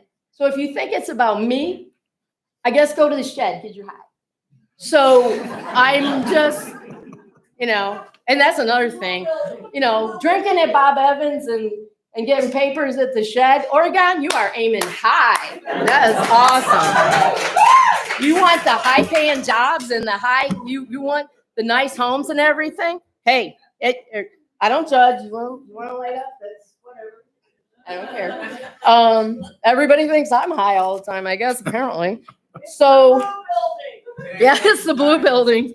So I'm just everybody that knows me knows I can rant forever. I'm not a liar. Don't ever call me a liar.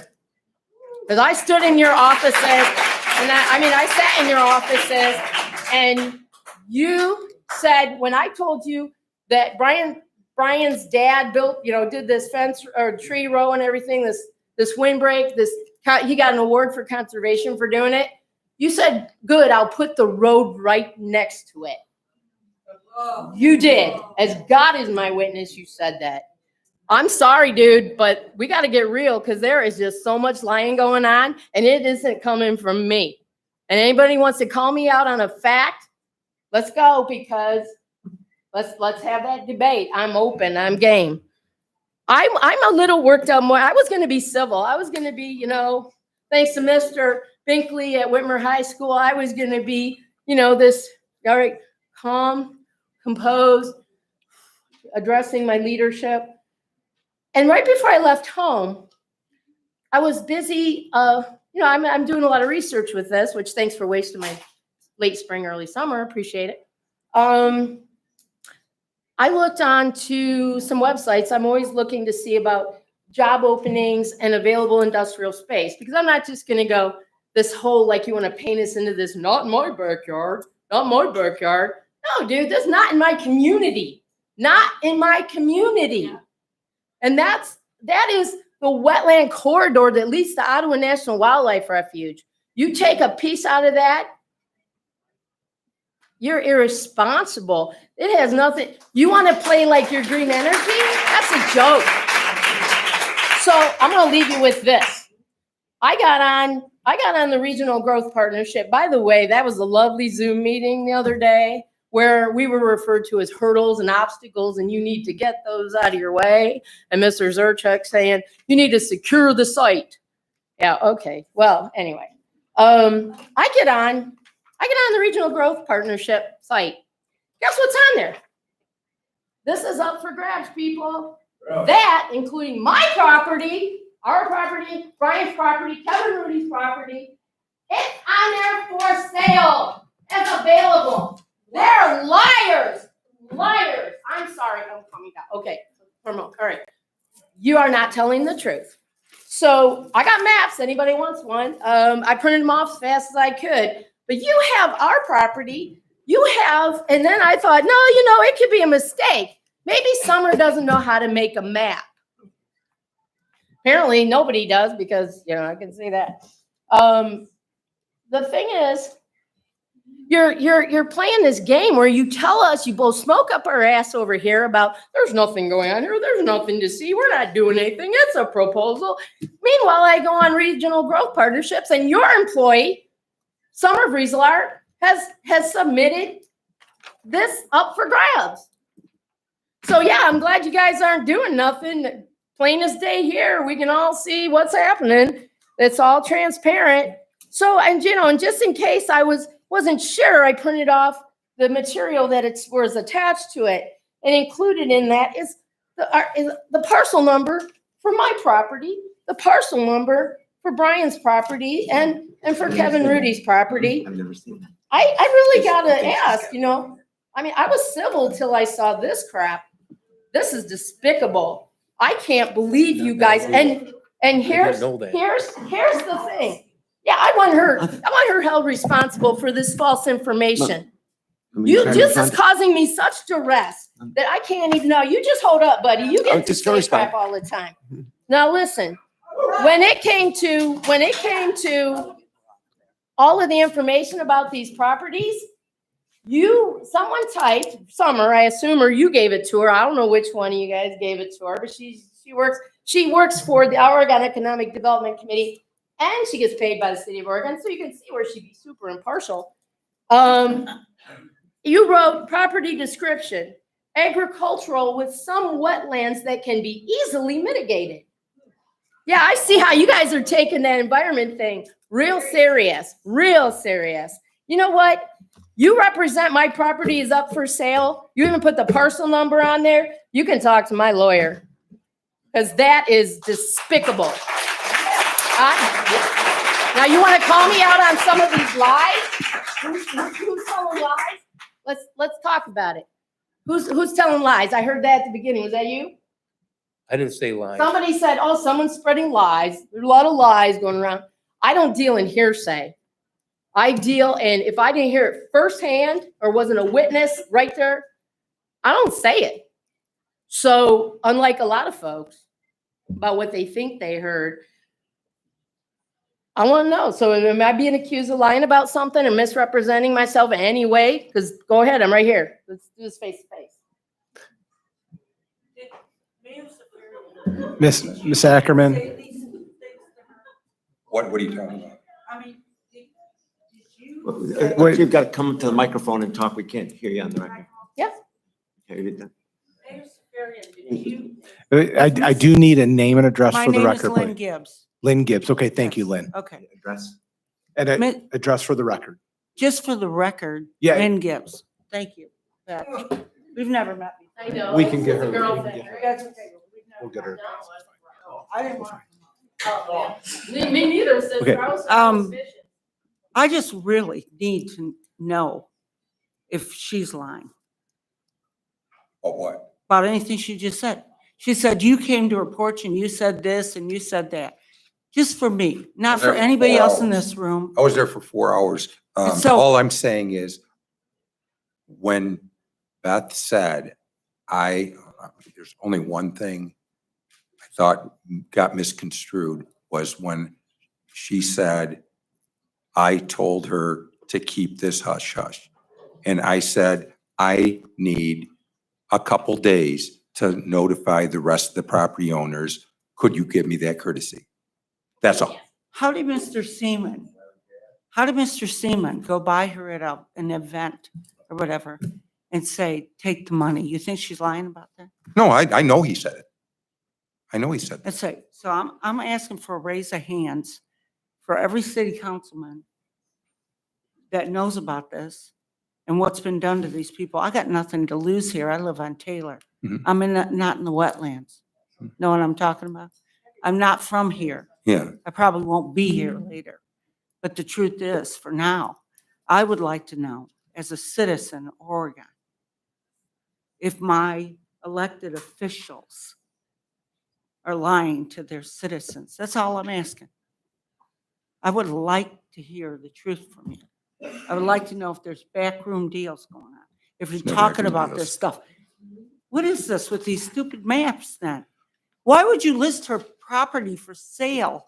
I don't think it's listed for sale. Oh, so she's lying. No, Right? Mr. President. can I get- Yes. She's lying. Let me, So this chick got up there and lied. what I assume, I don't think she's mistaken or lying about that. What's I this? think that what I assume took place is when the project was first considered. I've never seen that on the website. You want copies? She got lots of But copies. I don't, You want a copy? You said you never saw it. no, Here's a copy. They I, wrote it. I assume that what took place when we first considered a project. Don't assume. I'd like to- Can you let me talk, please? I didn't interrupt you. When we first considered a project, we looked at a possible site, and without any sneaking around or anything but transparency, the mayor personally called every single property owner, including Beth Ackerman and her husband, and said, we're considering a site. What I assume at that time is that because we were in discussion with Regional Growth Partnership, because the state was looking for sites about that size, we said, this is a site that Oregon could look at. We also said that at that time, if the property owners don't want to sell, there will be no project that size. It became very clear in just a couple of days of the beginning that at least 3 of the property owners had no interest in selling. And so the project that size has not been considered or thought about since our last conversation. You said, no, we don't want to sell. We're not interested in that. I don't know. Because it exists. It I will doesn't tell you exist, this, it exists, the city has no authority under the law or no intention of buying people's property that don't want to sell it. Have we you can't. secured any of those sites? Pardon? Have you secured? The city any of has those not parcels? entered into a contract or paid any money to anyone for any site. Well, I know that the Trevor family said if you were to purchase their west, this is from their mouth. Yeah.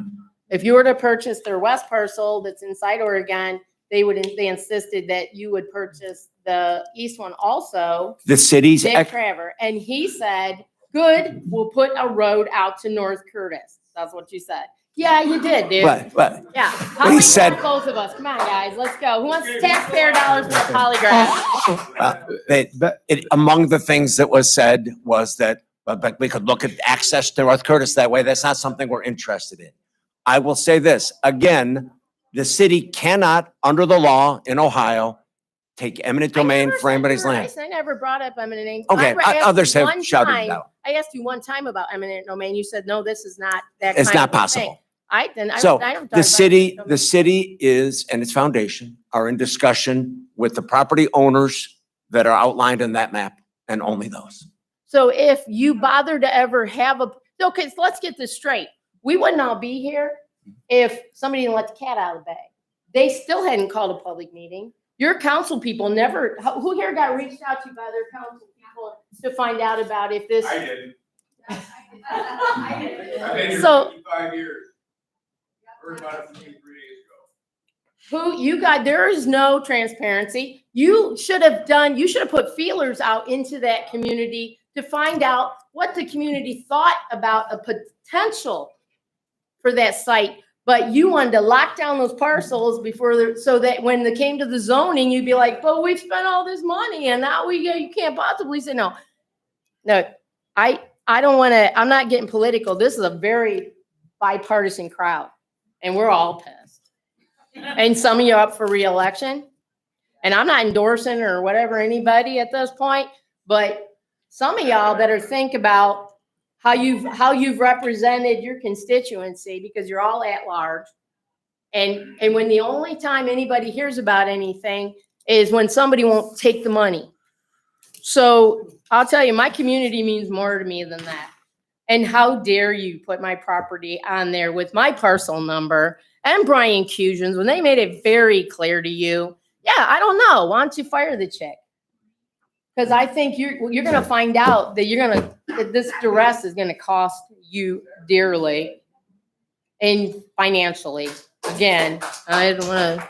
So look, I'm sorry we had to have this meeting. I'm sorry these folks all had to come out and waste their evening trying to hold your feet to the fire about their taxpayer dollars and what you want to do to the environment, how you want to, and your crass approach to the whole environmental issue embarrasses me as an Oregonian. So you guys need to step it up, because if you're all about, you want to get in the green energy game, you better start figuring out that woods take care of carbon and produce oxygen. I don't know, go back to school or something about it. But I'm sorry. Thank you for your time. Thank you, Beth. All I know is Thank you. these folks wouldn't be here if you'd have been straight up with us. Thank you. Thank you, Beth.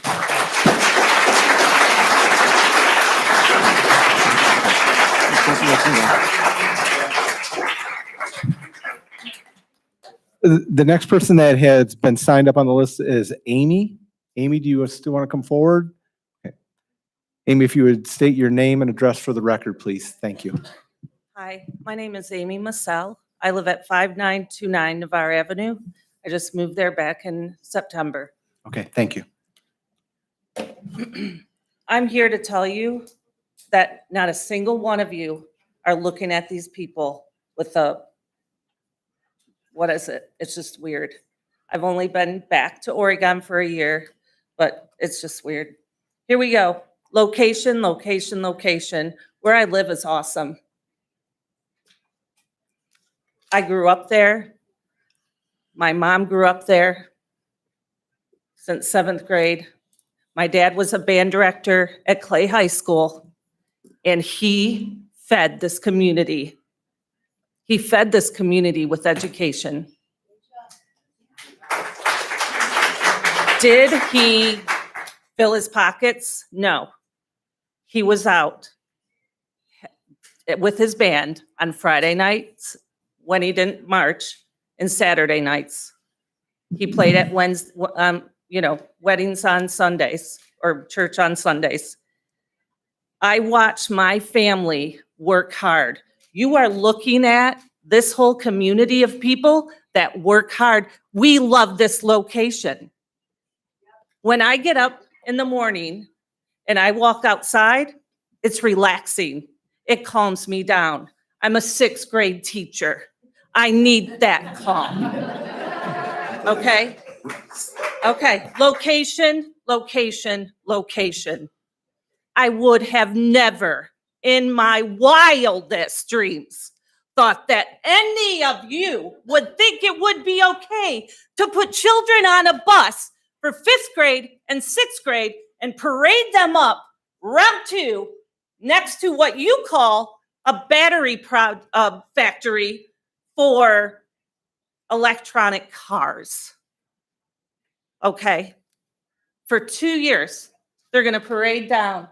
You have children whose parents are working 1 to 2 to 3 jobs so they can move to Oregon for a better education. You have the Keller family that's calling out teachers, the best teachers, and awarding them. Mr. Keller from Arizona, he wants our community to succeed. So since I've been here, I realize my family has also moved. My parents lived on Mambrino until after I was born. They moved to 5929 Navarre Avenue. I have an aunt and uncle that lived on Springtime. They moved to Stadium. I have a cousin's family, the Smiths. They used to have E.M. Smith and Son. There's the Yowski Field things with Keith Patrick Smith's name on there. That's the Smith family. They have all moved out to Curtis. One's on Star Extension, one's out on Lyons, perhaps, and one's in Genoa. We moved away, look at me, from the industry. We moved away from the industry. So they were on Granton. The Smiths lived on Granton. That's all. I mean, we have so many positive things. We have a family that builds a sunflower field. There are people getting engaged in our community. Oh, hey, but don't go down Navarre Avenue. Oh, yes, you have to if you have a trailer behind you, because you're going to see a battery factory. The other thing I'd like for you to open your eyes to are the incompleted projects. It appears now that I'm back home that we have several places on Navarre Avenue that are incomplete. You have signs that look nasty. There's a whole place where Kmart used to be that's rubble. You have our fancy building that's going to be blue and psychedelic, but they moved to, places and it's going to be okay. You don't have to go there. Why isn't anyone held to code? Why isn't there a code written? Can we elevate the level in this city? Bring it up. Okay? If you look out here, and you already heard me say, my parents worked hard. We canned all of our food. We packed up our garbage, drove it to the dump. We've walked a mile to our school. I come from a history of hard workers. I am a hard worker. I am a teacher. Your children depend on you. You represent me now. You guys have wonderful children. They go to wonderful schools. We love your kids, but please complete the projects. Higher standards. Hold these businesses to higher standards. When I'm at Kroger, I can't get out, so I drive through and it's bumpity, bumpity, bumpity. Why is this allowed?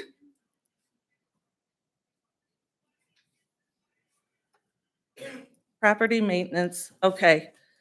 Let me just go back. There's some things that are said that are disturbing, and there's probably not an answer. Who are they, and when is the vote? And is this what we're voting on, 315 acres? There's no vote for anything. You said they reconfigured it, Oh, yeah, just in terms of the perspective, the and then city, someone said, if this gets voted down. well, there is no vote contemplated, there is no zoning change contemplated, there is only the question of, are there Oregon property owners that are interested in a possible development?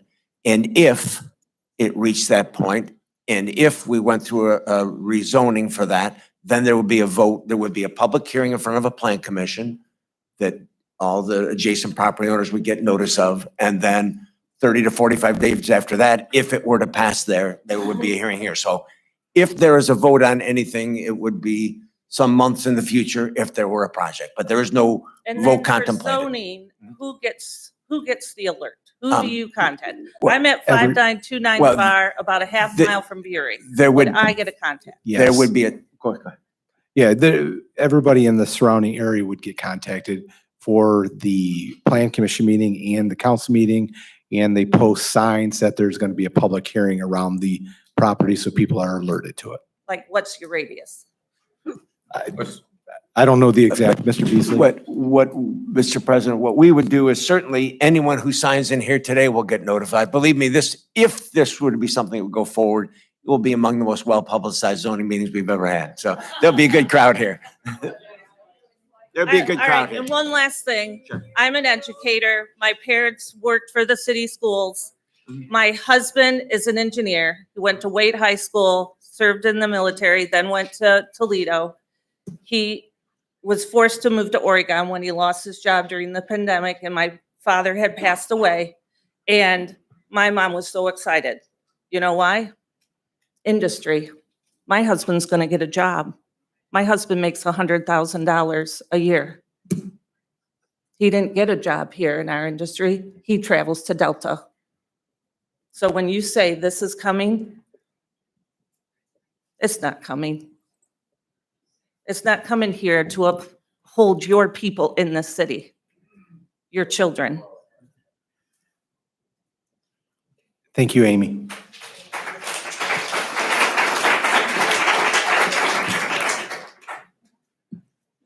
Next signed up is Anna Bushman. Anna?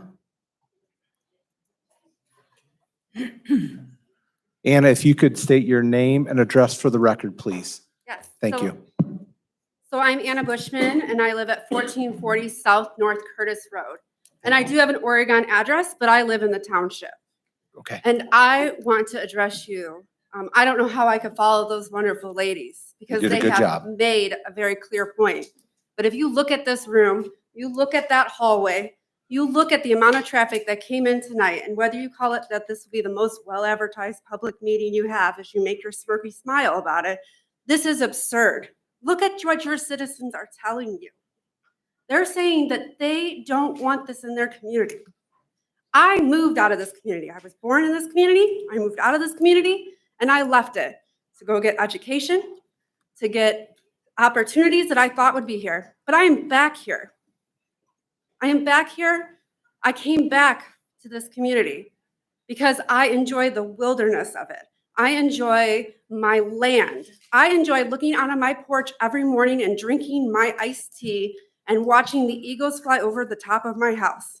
I enjoy seeing them sit on my neighbor's house and poop on their roof. But I enjoy them.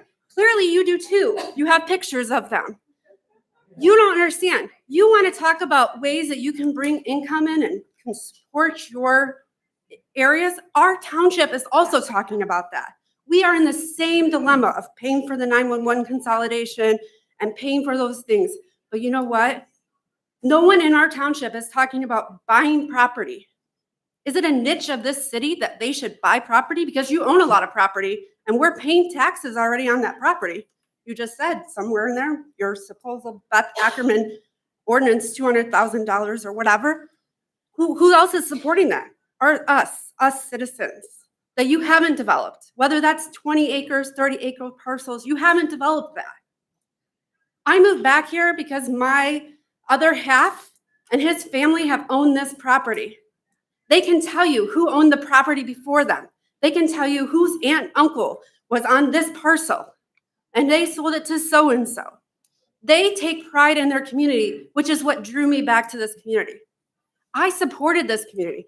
I bought a house that I built with a builder that was local, who supported a local business to buy all of his wood from.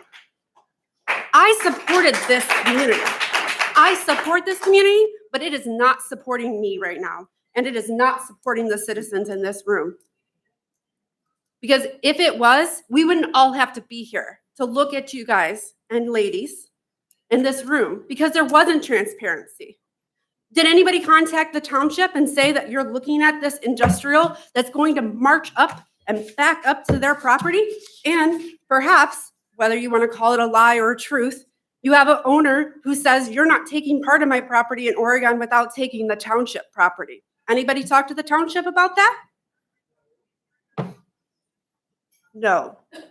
Mr. No. President, I have spoken to the township on it.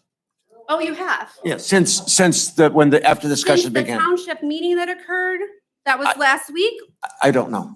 When Oh, the- so you can't tell me when you talked to the I have township. spoken to officials from the township about the project and said we did not plan on developing any land within the township, but we're considering options in the community. I did not. I didn't talk to Mr. So if you want to hear that for the public record,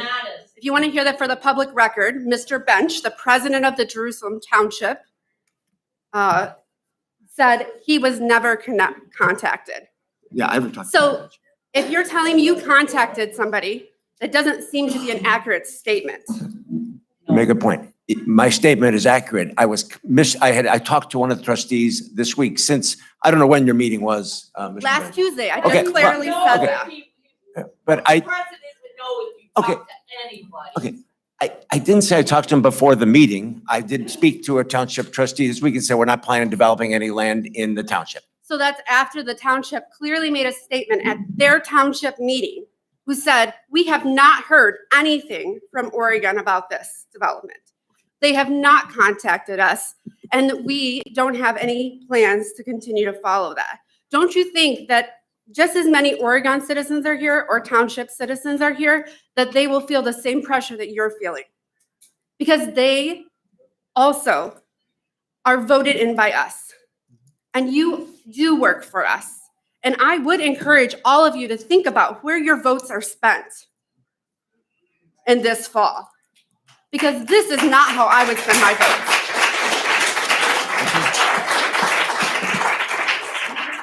So the fact of the matter is, I invested back in this community substantially. I invest in my family who has property, who has had long-term property out there in the township, who backs up to that site. And not only do we not want it in our backyard, you can say that, I don't want it in my community. You think my birders, my friends, the people that travel from the worldwide, come here. You think they want to drive by a battery plant or any other industrial park to get to their parks where they go out birding? You think that's what they hope to see when they come to Oregon? All right. I think I've made my point. I don't know how I can follow those other two ladies, but this is not taking into consideration of what your constituents want. And clearly, they've made a statement tonight. Anna, thank you very much.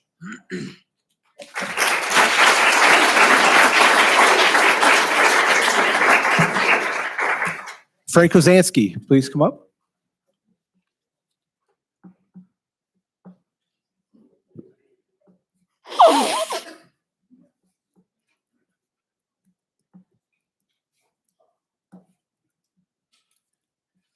Frank Ozansky, 1535 Bury Road. Hey, guys, I can't say any more than she's already said. I don't even want to talk about it too much because you're going to take away from what she's left.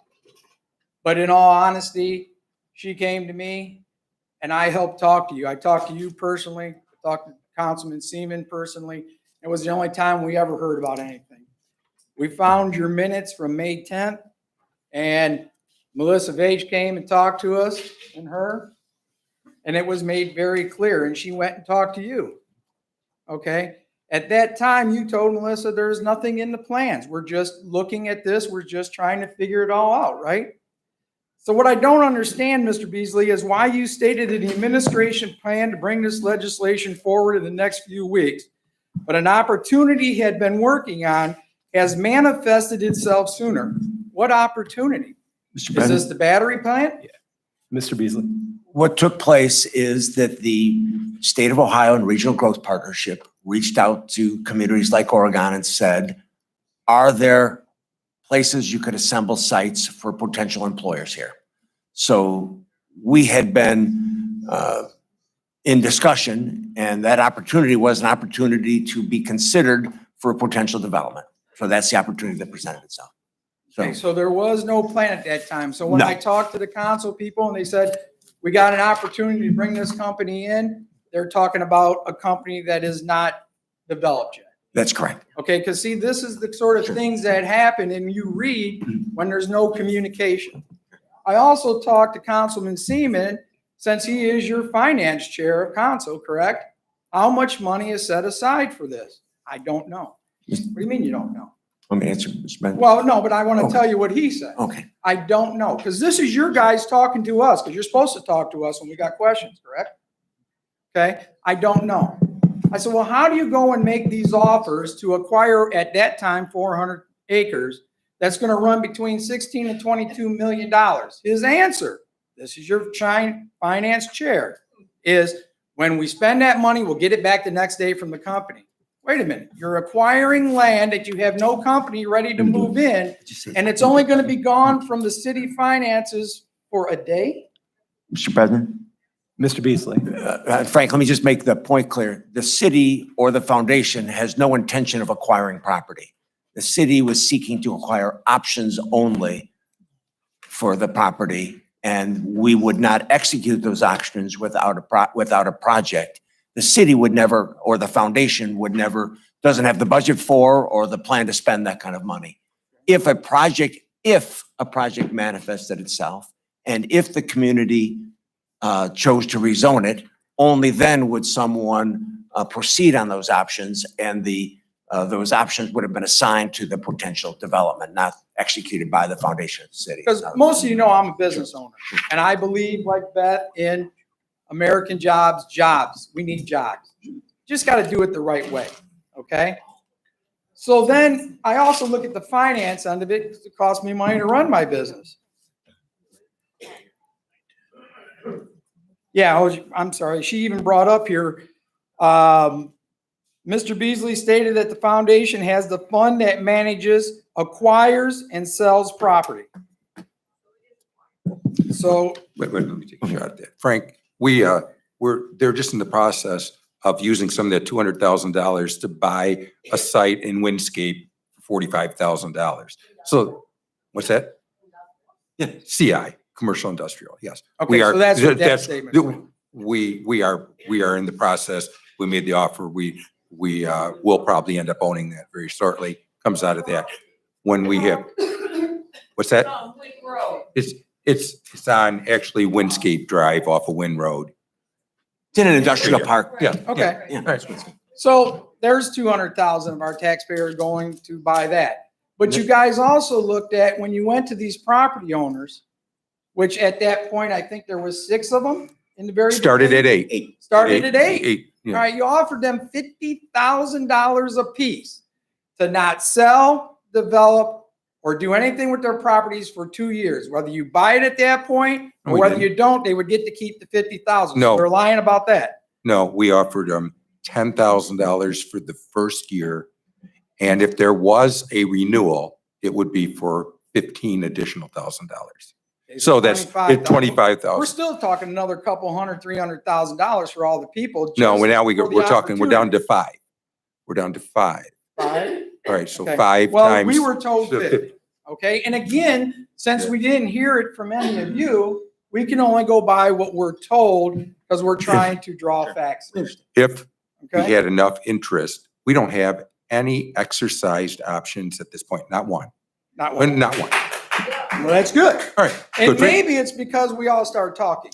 And- Maybe it's because the all right. community got together. All right, so just like it. So we would, if we believed there was interest before we exercised those options, we would have hosted a public hearing to say what we plan to do to, if we would exercise the options, actually purchase them, all right? Yep. All right. That's it. And again, I don't want to take away from what Beth did because it was a great job, but I do want to ask you one question, because when this young lady over here asked one follow-up question to Beth, when Mr. Seaman, Councilman Seaman, went to her and said that, you guys said you knew about it. I mean, I knew he does said- anybody say, I do you heard him agree say it with again it? to her here in the hall. Okay. Do you guys condone that? That kind of I want stuff to kill him, to quite citizens? frankly, I want to kill him. Okay, I mean, but what do you guys do about that? I mean, aren't you guys held responsible for the way you talk? You're elected officials. Okay, I get in trouble, and I'm a business owner. I'm always in trouble. He knows that. And it's sometimes not right, but you guys know when you're elected officials. Isn't there some kind of ethics that say you shouldn't do that? Shouldn't you guys be held a little more responsible for that? Aren't you supposed to stand on just a little bit higher of a plateau than we Hopefully are a on lot. platform? I don't want to be on platforms, but Frank, No, but there's you no guys way in have hell I would higher want him to standards that. because you're elected officials. And for somebody in an elected official to go to a citizen and say that is wrong. You got to admit, that's wrong. Frank, I agree. I don't condone what he says, and I would never talk to anybody like that. I think you've known me to be an honest person. People have called me, talked to me. I've taken away my time to speak, and I've had a handful of people reach out to me. And I've given up hours of my time to try to explain where I come from on this. And I did it with you. And anybody that reaches out to me, I'm honest with them. I'm not a liar. Beth, I'm like you. I'm not a liar. I've never talked to you about this project. So, I've never lied to you anyway. Frank, I've been honest with you. You called me, I think, 3 times and we spoke about this. So you knew So- that was the area they were looking at, Yes, I knew that that was the area they were looking at, Beth. I'm not gonna lie to you. and you told your constituents that? You informed your constituents? No, Beth, I did not. I did not. Thank you. Thank you. Thank you.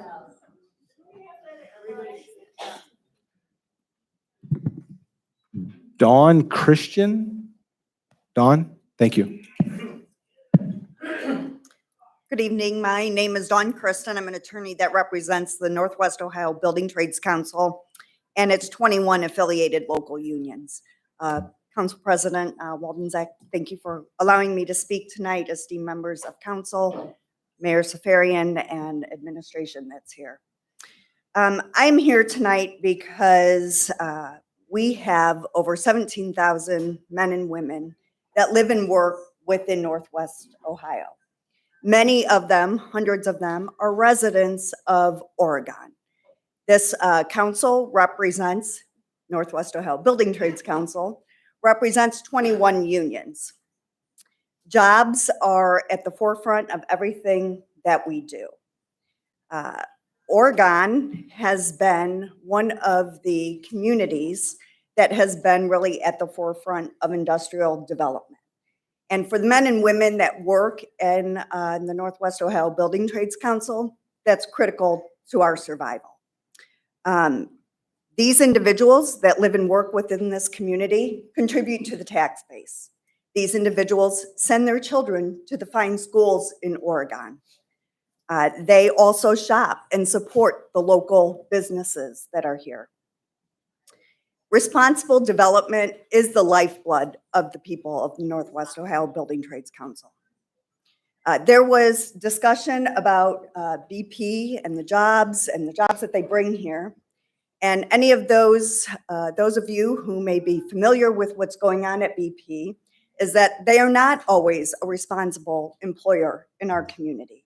They bring in workers from outside of our community, taking them away from our building trades people that work there. We represent over 1 million man hours at the BP plant a year, and there are about 700,000 man hours at the refinery. If those jobs are lost, future development is critical to what we need to survive. With Oregon, you are uniquely qualified to be in the development arena. We are located by rail and water and air. We have a lot of things that are attractive to outside businesses. And those outside businesses, I think that has been articulated by several of you council members and mayor. Those outside businesses are not necessarily looking for smaller development sites. They need large industrial sites. And that is important to our community. On behalf of the Northwest Ohio Building Trades Council and all of its affiliates and its 17,000 men and women that live and work within our community, we want to thank you for all that you do. I know that your jobs are incredibly difficult and your feet are held to the fire as they should be. And all of the residents that are here tonight, while we may be on opposing sides of this issue, I think that this is an important discussion to have. But we want you to know that we support the initiatives of Oregon, the administration and council in looking at future jobs and future sites to make sure that we are a thriving community, not only here in Oregon, but within Northwest Ohio. We want to make sure that we maintain the quality of life for the hundreds of members and residents of the community that they've grown accustomed to. So thank you for all that you do, and thank you for allowing us to be here this evening. Thank you. We have one final. I'm sorry, but trying to drive a wedge between what the opposition to this proposed plan is and blue collar workers. We're farmers. We're proud of everybody we know that works in these refineries, that do these jobs, that are tradesmen. We're you people. We're you people. And we are not enemies. We were told when he was at our house and again in the offices, that Van Wert they were in direct competition with Van Wert for what the South Korean battery thing that was like, they was very vague. We don't know what it is. I contacted Van Wert. They have 1,500 acres industrially zoned with the infrastructure, with the utilities, ready to roll. Now, I don't know about you guys, but letting them drive a wedge between us blue collar folks, not suits, regular people. We are proud of everyone in the trades industry. And we want to help you get jobs, American jobs here. Don't let them drive this wedge. This isn't fair because painting us as against American jobs or against American industry is a lie. And you're trying to drive a wedge. Hey, So if you say, you guys are only interested, can your tradespeople build small factories and small plants? And I mean, no, they can only do mega feather in your hat Pelotons, right? Is that all? No, you know better. Building is building, and a trades job is a good paying job. So stop focusing on the big mega ones and fill in the spaces of industry you already have. What are you saying? They won't work there? Wait, no, that's fine. stop right now. Come on up. No, No, I know. I appreciate, and I just want you to know that we are very pro jobs and blue collar jobs. So if we're just saying this might not be a fit for Oregon, but think regionally. We're expected to think globally, act, locally, act regionally. Yep. Northwest Ohio and Southeast Michigan have plenty of suitable areas for these large industries. Beth, hey, Beth, thank you very much. Thank you. Thank you. All right, the next person is Scott. The next person is Scott Lopez that signed up. Scott.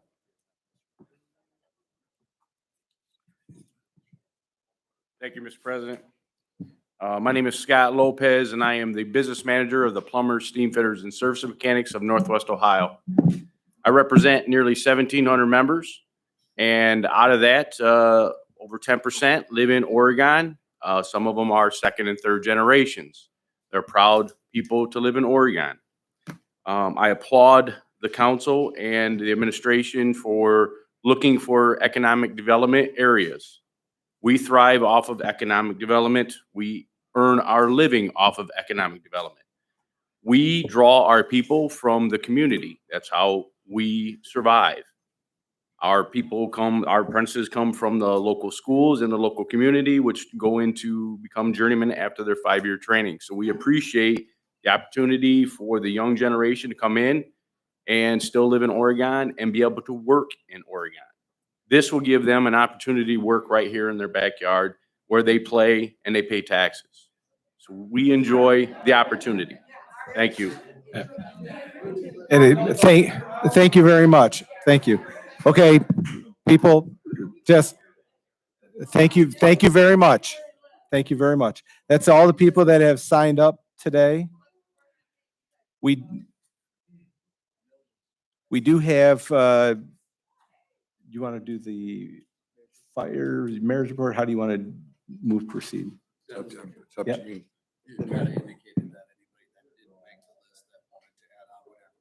Oh, is there anybody else that was not on the list? Please step forward. Name and address for the record, please.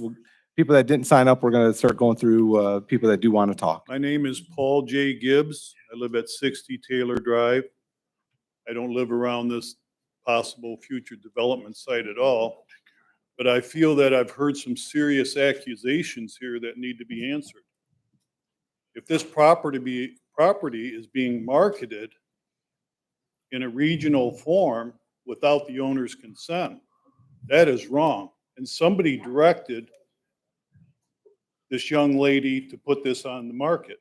Now, who directed her to do that? Mr. Beasley? I turned my mic on with the new system. As we said when we began this project, and the mayor reached out to the property owners in the area, when we first looked at a potential site, we looked at a site of about 400 acres. And we talked about a site that was shaped like the one that apparently was put on the Regional Growth Partner website. I had never seen it before. It was very clear within a few days from the first calls that several of those property owners had no interest in any possible development. At that point, we stopped talking about that site and focused on the site you see here. So the city or the foundation is not interested in marking that. My assumption is that they still have their original thing on their website. I already sent an email during the meeting saying, you've got a wrong map on your website, you should take that down, just for what it's worth. So it was the original site that we considered was a broader site. The mayor, in the course of that, reached out personally to the property owners. They said they weren't interested, and we moved on from there. No one can sell anyone's property but the people who own it. So that's how it happened. Okay, but my question is, I understand the chain of command, okay? Somebody told Summer Vriesler to put that on the website or whatever it was, to publicly put it out there. Now, who did that? I wasn't aware it was on that website until tonight. So I Okay, don't, Summer made that decision by herself. or the Regional Growth Partnership made the decision The themselves. Regional Growth Partnership. Sir, I don't know. I didn't know it was on the site. I know it's on the site now because it was presented here. I just asked them to take it down. I only know that apparently it was on a site. I think that someone had, this Regional Growth Partnership is trying to promote industrial sites throughout Northwest Ohio. Right. It is no question that the city and the foundation considered a broader site. The property owner said they weren't interested. We stopped considering that. You're not gonna, I'm not gonna get a straight answer. But you got the best answer I The have. regional, This was last Government. updated on 6/8 of 21. Okay. I made it very clear, well before 6/8 of 21, we were not selling, as did Mr. Fusion. Okay. This is irresponsible. totally, because I mean, I wouldn't want somebody putting my property on the market without my consent. So whoever agree. calling the shots in the regional area, you need to find out. We'll And tell them to never do that again, because it's not acceptable. It's dishonest. Okay, thank you for. Thank you, Mr. Gibbs. And I know you guys have been raked over the coals pretty bad, okay? But that comes with the territory, right? Yep, It does. yep. 100%. Thank you. Ma'am, yeah, please. Hello, my name is Shirley Bratz, and I live at 1456 Bury Road. And so this is really, in quote, hit home for me because I wasn't even aware that I was going to be looking at a possible industry plant. And so for only the people who had just land to be approached, that's disconcerting. It wasn't transparent, and it made me mad. I'm just going to tell you straight up, it made me mad. And any one of you sitting here, if you lived at my address and it happened to you, you would have been pissed. Okay. My question is, we have close to 1,500 signatures on a petition, contrary to your 060-2021, that says that you have the purpose of acquiring land to hold it, to include the taxes in that May 10th meeting. Okay, so there was an action plan. Mr. Beasley? I think I just want to make it clear, the land that we purchased, we're in negotiations for in the industrial park. So that ordinance that was passed was for several purposes, as were stated in the ordinance and in the contract. Some of it was to pay the taxes on land that the city holds. Some of it was to acquire industrial land or an industrial park where we're looking to assemble a site to see if we can bring in. Generally, minutes are broken down specific to sections in the city that are being dealt with, kind of like you did this afternoon. Sure. You said here for your plant, water plant, and then a whole nother motion for here, a cement fixture. Ma'am, there's a specific ordinance that was tied. I didn't see the minutes on, but the ordinance itself says that it is for, and it has a specific language saying what it's for. The contract, the foundation was in the process of negotiating to purchase and hold land. Yeah. And that is what land that was referenced in that, But I do want to drive us back. not land in this, at this site. I let him sit there and lie about what 60 was about? What's 60, ma'am? Mr. President? Council person, what is this about? You voted on it. What was this about? I don't know. I pressed her until she finally said, well, we knew they were looking in Eastern Oregon. I'm sorry, man, I was gonna leave you out of it, but you guys gotta be accountable. Mr. President, Yes, Ms. Paulos. you don't have to leave me out of this, Beth, because you know what? There was more than one item in there for the economic development. And I didn't know what all was in there. I didn't know. Why did you ask? Well, that was, okay, I'll go back to when you and I talked. When we were at the Plan Exchange, we didn't talk about the Historical Society. You came up to me and you started hammering me about all of this, and as God is my witness, I did not know what you were talking about. I didn't, because it wasn't presented to us. Why didn't you? It wasn't presented to us. When we put money into the Oregon Economic Development, that is not just for this project or any project. This is not the first time. Please correct me if I'm wrong. This is not the first time we've done that. We do that a number of times. We put money, we put money into the Economic Development Foundation for several different purposes. Not just one, but there's different ones that have to do with economic development. That's what we put that money in there for.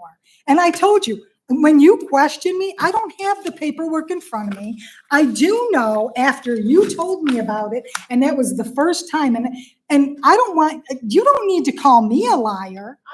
And you don't need to tell me that I'm not, let me finish. You said to me, I knew they were looking at Eastern Oregon, and I said to you, did you think to ask them where? Because you know it's not in Maumee Bay State Park. You asked me if they were looking for industrial park. And Kathy. you asked me so many questions, and I told you.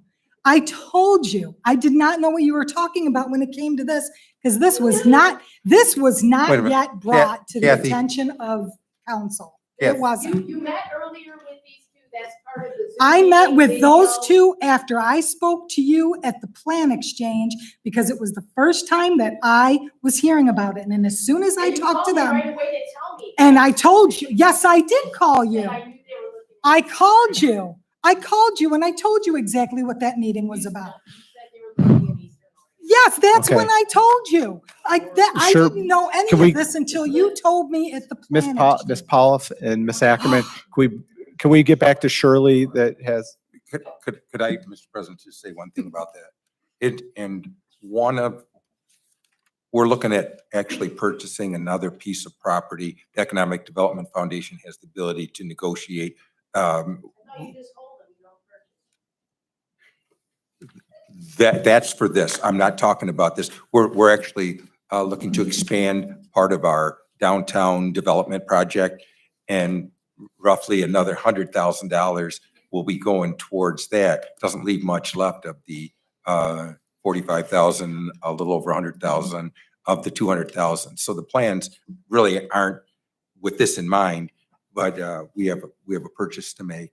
It'll all bear out with them, like we have sunshine law. I understand that. okay, Shirley, can we get I back? am very aware of that. Let's, this nice lady who wants to talk for us, Yes. please let her. So we've gone from compiling a 1,500 job potential at this site up to 3,000 jobs now. It's just growing and growing. How can you even come up with possible job numbers when we don't even know what kind of company is going to be there? And there's a lot of automation that's happened there. And also we've looked at the realty information, and yes, sir, realty bears it out. Realtor.com bears it out. There is a substantial loss, up to 15% for the homeowner in that area. But we're diverting from the true topic here. It isn't about employment. We have from Pearson Park all the way to Ottawa County, Howard Park, Maumee Bay State Park. We've had farmers that put in expensive drainage systems so crap doesn't go into our lake. Who's going to take care of that when the fertilizer gets in there from whatever company gets in there? What environmental studies did you do on our behalf before you decided that you would just go and acquire and hold these properties? Did you do any kind of environmental study to see what impact you would have on our lake, on our Mommy Bay State Park, on our reservoirs and wetlands, before you even said, oh, let's acquire money for a battery plant. What studies did you do up front? What homework did you do? Nothing. You wanted to see if the land was available and that was it. You didn't do any homework. Why? Can you tell me why you didn't do any homework before you just, here's a 300 acres. Why didn't you do your homework first and then tell us who did their homework? Who did their homework? You didn't ask about this. You didn't say, listen, this is the idea. You made a proposal of finances to these people. You had every intention of buying this land, not to listen, but to coerce, to say, here's money for your property. It wasn't listening. It was an offer. There's a big difference. And then to boot, those of us who live next to the property, our lands are butt up to it. You didn't call us. It wasn't important. We have ponds. We have wildlife. International Migratory Bird Week goes on every second week of May. I'm one of the first ones out there. If you want to get money and revenue into this place, like sales rep, the one person was saying, let's tap into some of this stuff. But don't go and pollute the air between here and there and expect our birds to stick around, because they won't. I will move out of this Oregon if it becomes such a thing. You think you're keeping people? Oh no, they will move out and they'll keep moving out. And you've seen it in Toledo, you've seen it in East Toledo. They will move out. I'm a registered nurse in this community. And I have been for 27 years, and I've served my military for 16 years. And I have to tell you something. I have never, ever, ever had my leadership treat me the way my leadership here has treated my community. We've earned the right to be heard, and I thank you for hearing us. But we're very upset because you came in the back door instead of just being transparent. I want to know, did anybody here do any homework on the land itself before you thought it was just a great idea besides having 400, 500 acres? Did anybody do any homework about the environmental impact? I'm waiting for someone to take a breath and I'm ready to answer. I appreciate it. The administration did look at those factors, did look with concern about potential uses. I'll start with the first question you asked in terms of number of jobs. Okay. What happens is that the state and the regional state economic development agency and the regional growth partnership send us data from site selectors sent to the foundation on what sorts of projects are looking for land. And they tell us generally about how many jobs are involved before the city decides or the foundation decides, but ultimately we're not hiding behind them. We're do it with them. About which projects are worth submitting for. In these cases, they do list the number of jobs engaged, and there are about 6 or 7 projects over the next maybe 5 years that might be looking for acreage in the 250 to 400 range. And that's what begins the discussion. In those jobs listed, probably the smallest project had about 1,500 jobs. The largest had more like 5,000, 6,000. So those projects are actively floating around and we'll be looking for sites. And they're projects like the size of First Solar and Peloton, and those are listed as examples, all right? That kind of scope and scale. In different times, most of the time we're looking to develop 60, 80, 100 acre sites.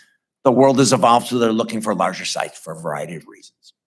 On our end as a city, we looked at those sites and we looked at with the foundation and some of the criteria they're looking for. We had several that we thought we weren't interested in because we did homework. We thought they were smokestacky or polluters or had emissions that we didn't think would be good for our city.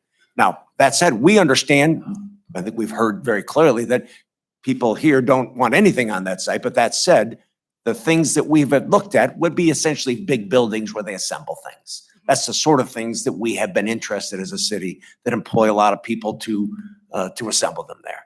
And so I that's, agree, a battery plant would not be ideal in the middle of a wetland corridor. well, it'd be any plant. I Doesn't make mean, sense. it'd be any plant. Okay. It is, and for the sites that we're looking at, just in terms of what's out there, the sites that that we looked at is that, and there are robotics in every one of those plants, obviously. But the projects that we look at are based on the number of jobs that are presented in the proposal. And it's the experience so that's, every one of these, as you point to say, boy, why didn't we have a public hearing? Before we can act, there has to be at least 2 public hearings. And the first step is always in a project like this, is to, just in terms of, I mean, I'm old and I've So done this. offering land, offering money for No, land's not well, actionable? Well, we did not, the foundation didn't intend to buy any land, or the city to buy any To land. hold it, it says right there in the minutes, to acquire No. and hold. But that wasn't about this land. That's Okay, about the land right. in the Oregon Industrial Park. Okay, The right. foundation is buying. Well, no, that's for the option. It's for the option. I wasn't in your driveway.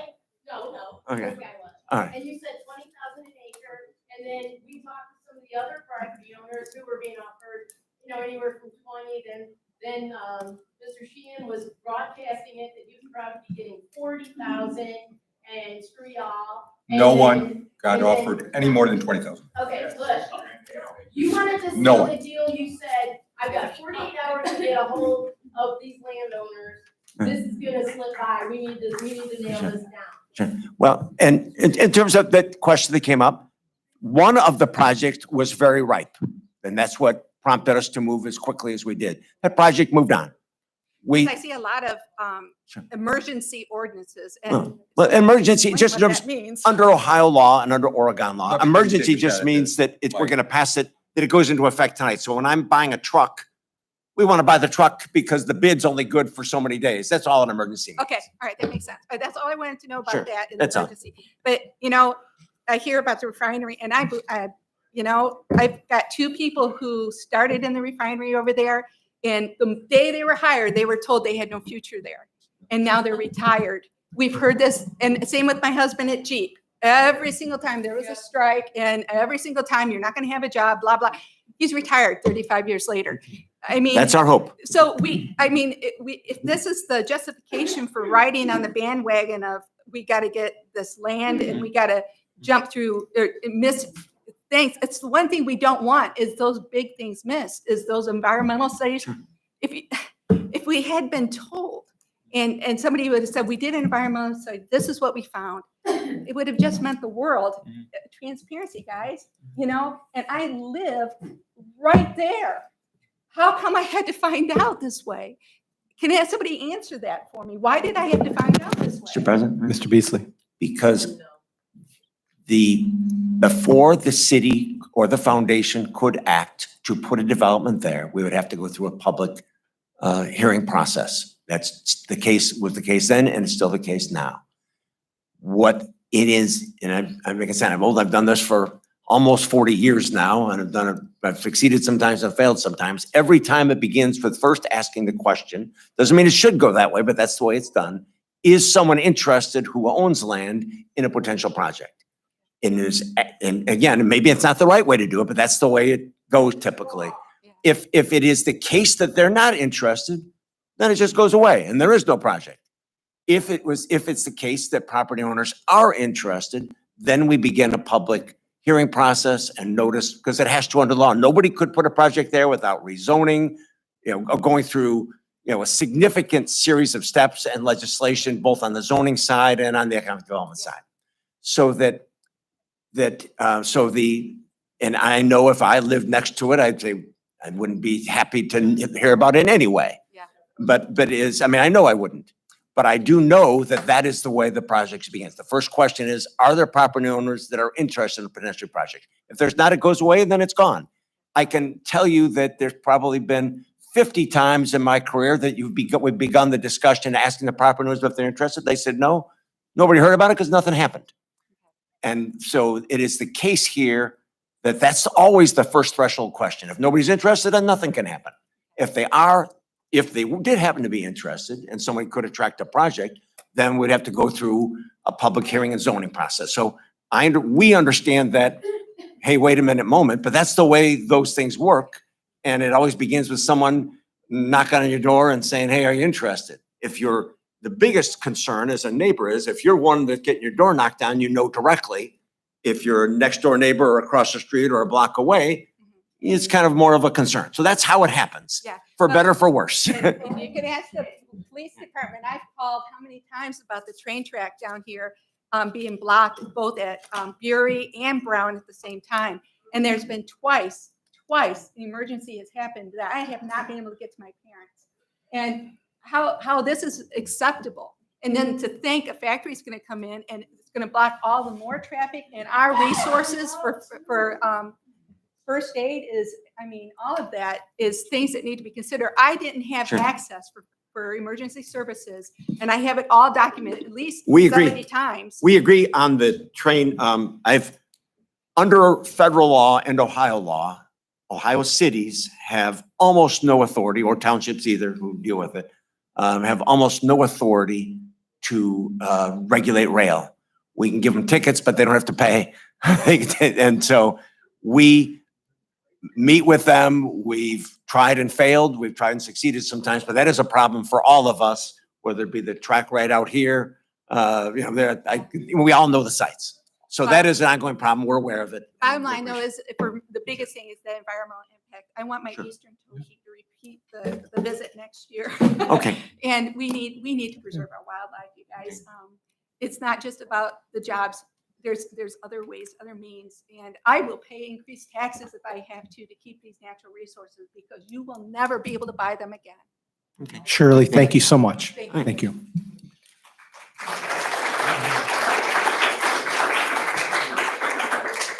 Is there anybody else that would like to speak before we wrap it up? Let's get a new one here. Okay.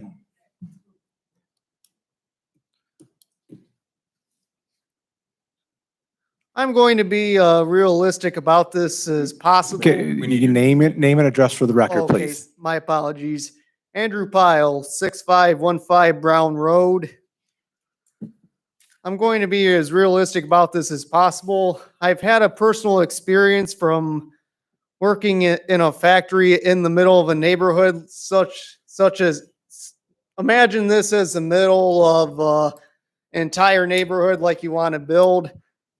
The factory I used to work at up in Michigan had a lot of noise coming out of it. Neighbors would always complain to the city about it. And I mean, they would really complain. Are you up for such a headache like that? Think about it. Maybe not. Maybe not. I'm being as realistic as possible. Sure. Yeah. Second, I live right in that neighborhood and just think about it. We, over the last decade, especially this past year, a lot of us have put in a lot of repairs into our homes. We spent a great effort of time, money, resources, and sweat to upgrade our homes in value. In my personal opinion, I think this would significantly decrease the value of our homes by a good fraction, having all of this. I think this is just plainly wrong for this area to begin with. And I think we need to go a little bit higher than our city government for support. I honestly urge each and every one of you to send an email to the Dayton, Ohio mayor. She is running for governor next year, and I strongly urge you to send an email. The reason why I say it is because of the potential possible pollution. There's always going to be waste coming from an industrial development. There's always types of waste that I learned about working in a factory, working in a warehouse. The fact is, our city is right on a Great Lake. In fact, it's one of 5 Great Lakes in the United States of America. And plus, we have birders that come up here once a year to see the birds. The problem is with Republican-minded people is that they see dollar signs. Sometimes you got to look at the big picture. You really do. Yeah. Think about the Great Lakes. I encourage each and every one of you to get something done and send an email beyond the city. Thank you very much. And one more thing, I grew up in the city and I was born here. And I love seeing the area that I see and I love where I live. That's going to significantly change our environment. Not only that, majority of us work in that type of environment for a living. Going home every single day is a way to get away from that. You're not going to be away from that with all that being there. Just think about it. Understand. Thank you so much. That's all I have to say. Thank you, Andrew.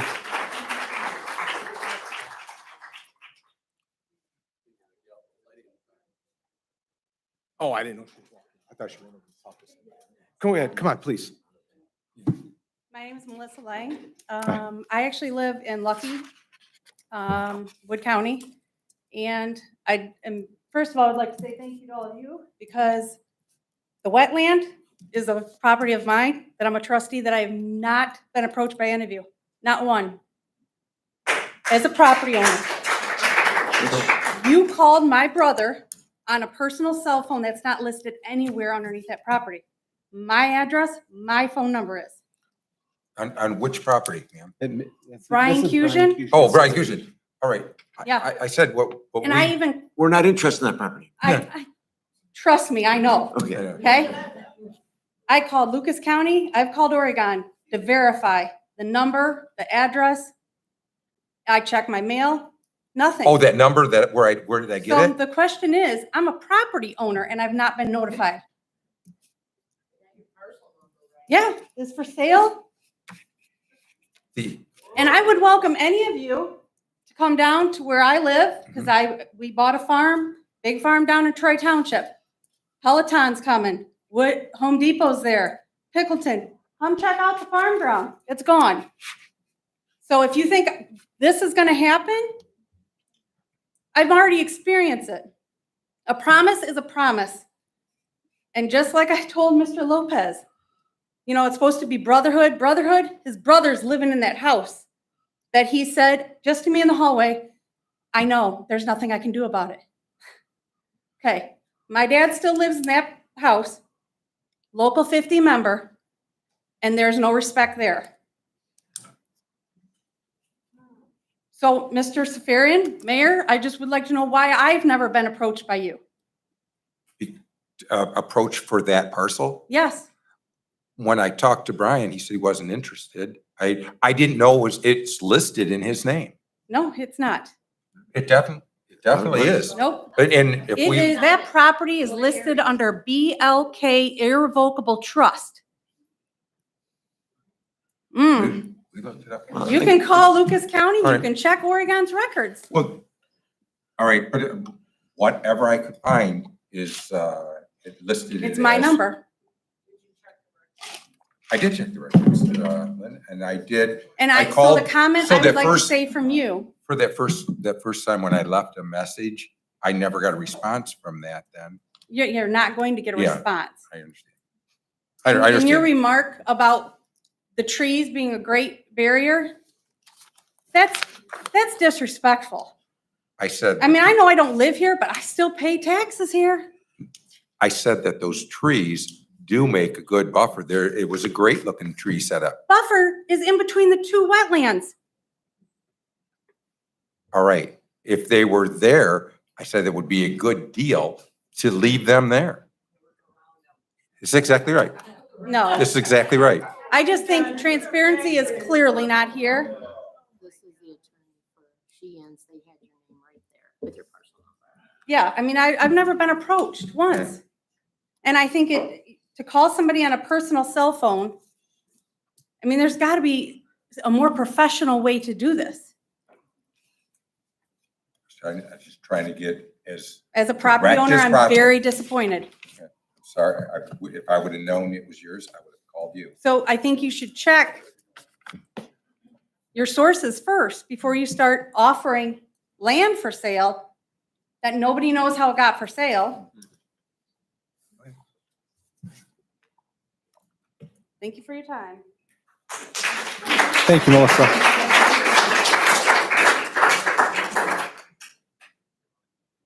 Go ahead. Oh, okay. Yeah, Do you, come on. come forward, please.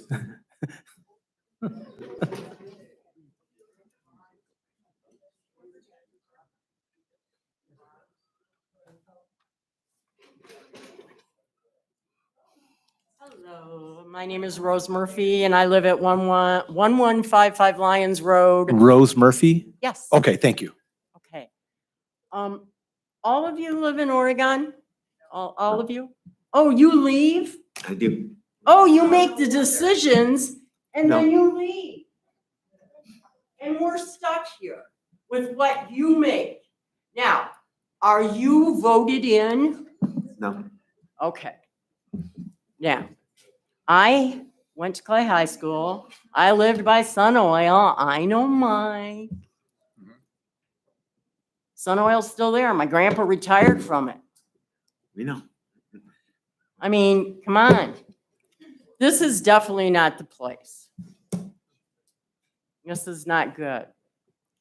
And that man over there taking pictures, he belongs to the press. Why couldn't anything be put in the press? Yes. What? Why?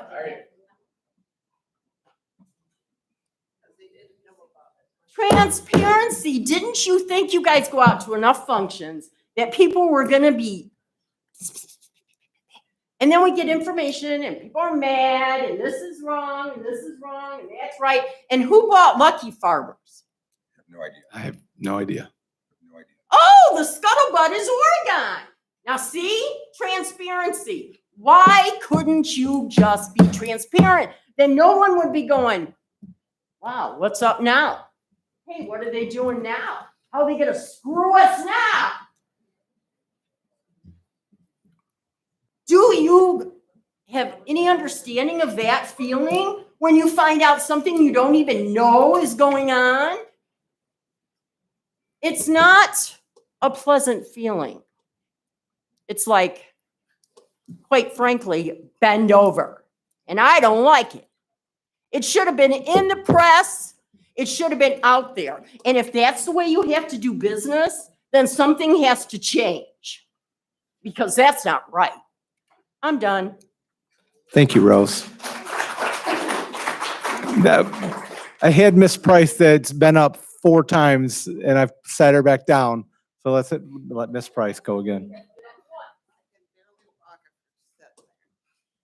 First of all, I'd like to say thank you, everybody. I think you've done a wonderful job. What I can understand is, like I said, I've been riding around, and there is property for sale in our industrial area. Why do we have to have a parcel 315 acres when on Wynn Road, there's a parcel of 135 acres? I mean, the That's right. businesses are already spread out. So why do we have to clump them all together? Why didn't we fill in the spaces that are already available in our industrial area? Correct? Correct. Instead of having industries in that, oh, well, here's a 50, 40, whatever acres. Why aren't we filling those in? Why are we trying to, excuse my language, screw all these people out of their property? It's so wrong. Mr. Chairman. And transparency. There is nothing. I've called the press in the last week twice. They have not known about things. I told them, I said, this is what's going on. I called them today and I said, you might want to send somebody over to Oregon because there's going to be a big meeting. Thank you for coming. And I don't understand. I don't understand. Like you said, you're going to notify whatever people around there. I live across the street. I travel on Route 2. You think this is not going to add to our traffic problem already? I got to tell you, it is. And it's wrong that just this many people get notified. What about us? I'm fourth generation in Oregon. I have never and ever in the last 15 years see this council and people do some very unhanded things. And it's wrong. You owe it to us. We are your employees. And you owe it to these poor people that work hard. My families were all farmers. They worked themselves to death. And I think you all need to think about it, all of you. Thank you. Yes, please. I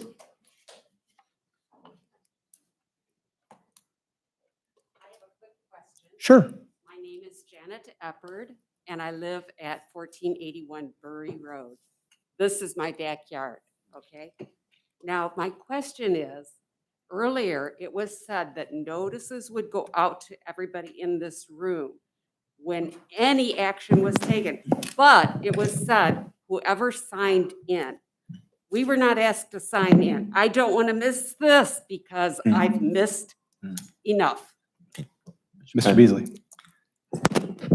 What I said is anyone who signed in Where to do we speak. sign in? Okay, we'll give you a chance to get, the clerk at the end of the meeting will have a little sheet available for anyone who wants to sign up to make sure he gets Okay, 'cause noticed. we want to hear from you, okay?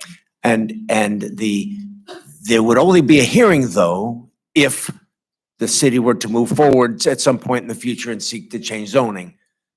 That only if there were a project the city wanted to change zoning for, would there be a future public hearing on it. If it doesn't ripen or doesn't come to fruition, then it would just go away. So that's essentially this. There will be a notice, there will be, as required, notice to the immediate neighbors, but it wouldn't automatically go to someone maybe 2 blocks away who might very much also be interested in it as well. So anybody who wants to sign in on the clerk's sheet, on Tina's sheet, we'll make sure you get a notice. Thank you very much. Thank you. Please. Yeah, right here. Good evening. My name's Patricia Smithers. I live at 8936 Cedar Point Road. I've lived out here all my life. I do have one question for the mayor and Mr. Beasley. We have a project going on in Jerusalem Township that concerns water. Okay. How much involvement does Oregon have with this project? This encounters 200 plus acres that they're going to use for a reservoir in a farmland. Can you address that for me? Mr. Beasley. Mr. President, the city of Oregon is not involved in the project, and that is something between apparently the city of Toledo and the township. The city of Oregon has been approached by the city of Toledo to see if there's a way we could share our intakes at some point in the future. I know the state is asking Toledo and Oregon to consider things like that in the future, and those are things that we've been in discussion on over the years with them. The city of Oregon has its own independent water system and will stay that way. So we didn't join the regional water system. Do not believe that works for Oregon and will not do that. But we do on occasion. So for instance, there are times that, maybe we need to, if we had a water problem here, if we could use some of their water, if they had water, they could just use some of ours. Those are things we're interested in that help make sure our residents have water when they need it and would help make sure their customers have water when they need it. But that's their project, not ours. It's a very big project, and water is, from Toledo to Oregon out and coming back in. Sure. right, from the lake. Their intake is in Jerusalem Township and their water lines pass through Oregon, but they're their water lines, not ours. Huh? Mr. Roman. Our intakes are very close to each other, okay? And, they've approached us to see if times work where we can feed raw water to the reservoir, they would act as our backup for our water. And it's wise to do that. You want to be a backup to each each other. We are independent. We want to remain independent. I don't want to be involved with that reservoir, but we've worked with each other to try to share each other's insight. That's all. And you want that. You want that for emergency. Okay. It's gonna affect quite a few in Yeah, the livelihood of. I'm not a big fan of that reservoir. I can tell you that. You know why? Because the lake is a reservoir. I mean, Right. I don't see the need for it, but Toledo believes that's what they're looking at. The fact is, there's transparency issues here because we are finding out about it after the project has been developed. Yeah. And it's not right. So, thank you. Thank you. Can I say one last thing, please? I swear I won't say anything else. Yes, Ms. Ackerman. I swear. Okay, so in this advertisement that you guys put together for our property, the things you find out, kind of in this, so in the interest of transparency, and when it says, is there gas at the site, it says no. I know where well, you all know where I'm going with this. The answer is the closest interstate pipeline that is anticipated to be available she needs to go to English class. That is anticipated to be available facility would be approximately 1 mile away. The estimated cost of this pipe to install this pipeline from that location. What interstate pipeline is 1 mile away from that location, please?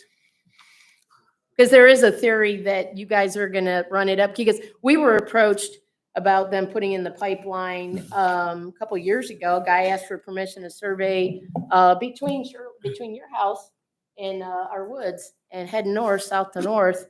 And we never heard any more about it. And they said, "Oh, we're just surveying it. Yeah, we're just surveying it." So we've been burned before on this stuff. But where, and have you any knowledge of the status of the pipeline? I mean, that they can advertise it as being approximately 1 mile away from this proposed facility. Where is that location? Does anybody here know? Because you put it on the site. Mr. President, You can call me. no, I'm calling you Mr. President. I have to, the rules of council.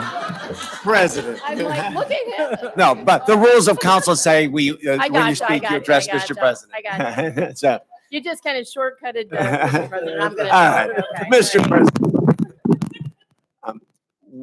There are a number of pipelines that serve the region. Oregon has a lot of product lights Right, under right. it. There is a line that is proposed to run along Navarre.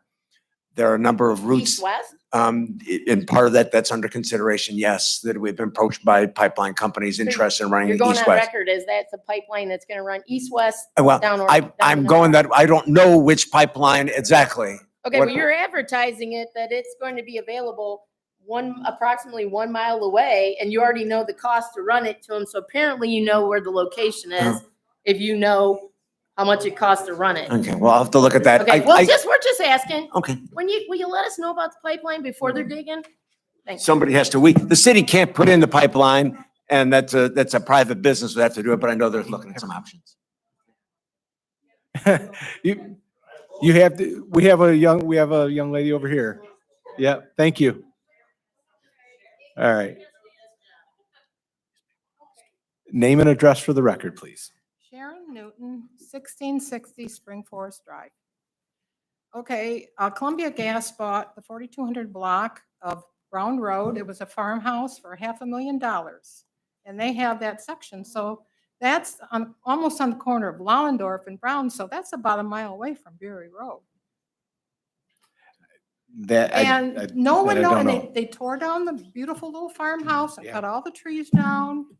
We know very well. We So work maybe with. that's the gas that you're looking for. Mr. President, that action, I know didn't have anything to do with any proposed project out here. They did not approach us for it or inform us of that. We tried to reach them after, and it's not, now their best answer they give us, that is no longer Columbia Gas. It is now a pipeline company that used to be Columbia Gas. So that's what we got when we called them. Well, I just didn't So, know if you- but I still call it Columbia Gas when I call them too. So, but that's real. That it is possible that I know that there are a number of pipeline companies that are looking at service along Navarre and in that area. They paid Alpha $500,000 almost for a small parcel of property. So, okay. That's all. Thank you. And sir?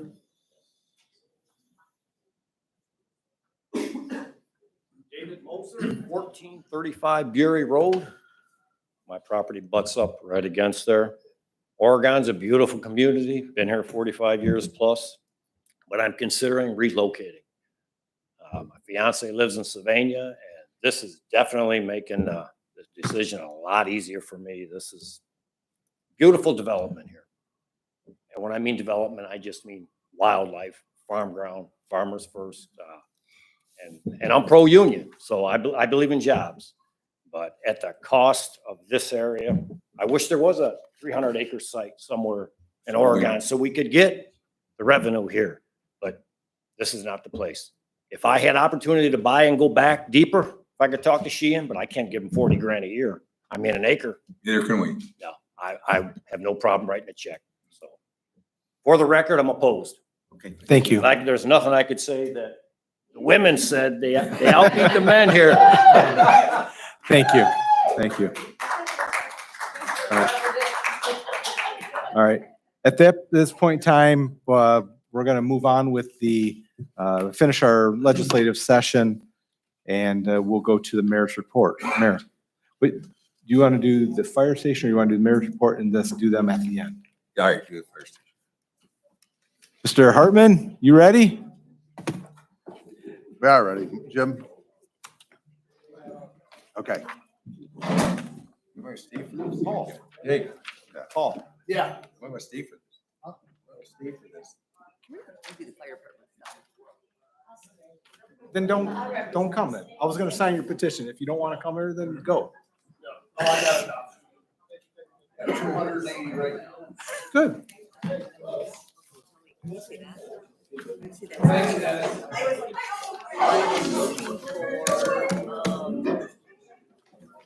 Yes, we're taking a moment.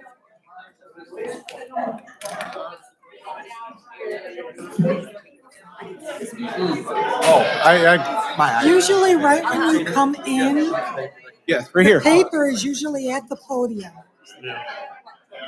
That When podium you right talked to, there wasn't? Folks, everybody, before you leave, anybody that would want to register in that you're here to be notified, we'll have a sheet right here. You got a pen, ma'am? What did I say, 10? Why is it taking so long? I did such a. This is a really good computer. Not me doing this. All right, you know what? I'm running YouTube.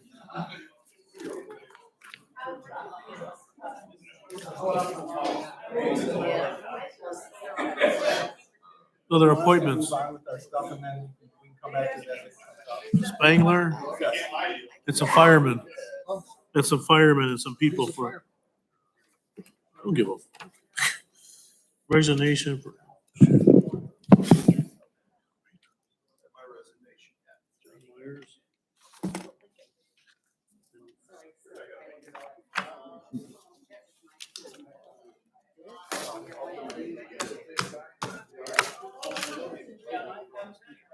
Really?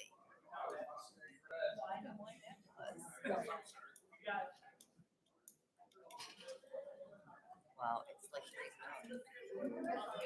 All right, and you guys can present it without the pictures. Who is? Okay, we're gonna move on with our legislative session. Fire department, we were trying to get some audio visual stuff on the board. It's not working. So we're just gonna have to talk it through it without any pictures. Mr. Hartman? He can't get them, they can't get them up. Well, if we can't get them up, it's not worth doing. Let's just do it. Okay, well, You want to wait till 2 weeks? We'll just do it another time. Okay, all right, that's fine. Without a visual, it's. Yeah, the presentation is not much without, I wanted to show you what we are looking at for. Paint a picture, be like Yeah. Ernie Harwell, paint a Right. picture. The reason I wanted to present it tonight is because we are planning on going to design or to sending it out, bid advertisements out, I think Thursday. So I wanted to keep you informed of what's going on, but we've worked hard on the design drafting or the design drawings. Got every detail I believe every detail to every doorknob, right down to, the color of every wall and cover every carpet, et cetera. Again, so the, design drawings are very detailed, which is what the contractors need. So we're gonna get, those will go out to, like I said, they'll go out to bid. Maybe we're gonna get it. As we're trying to work through this, Mayor, are you ready for the mayor's report? I do believe I am. Wait a minute. Where's Chris Bliss? I didn't. Well,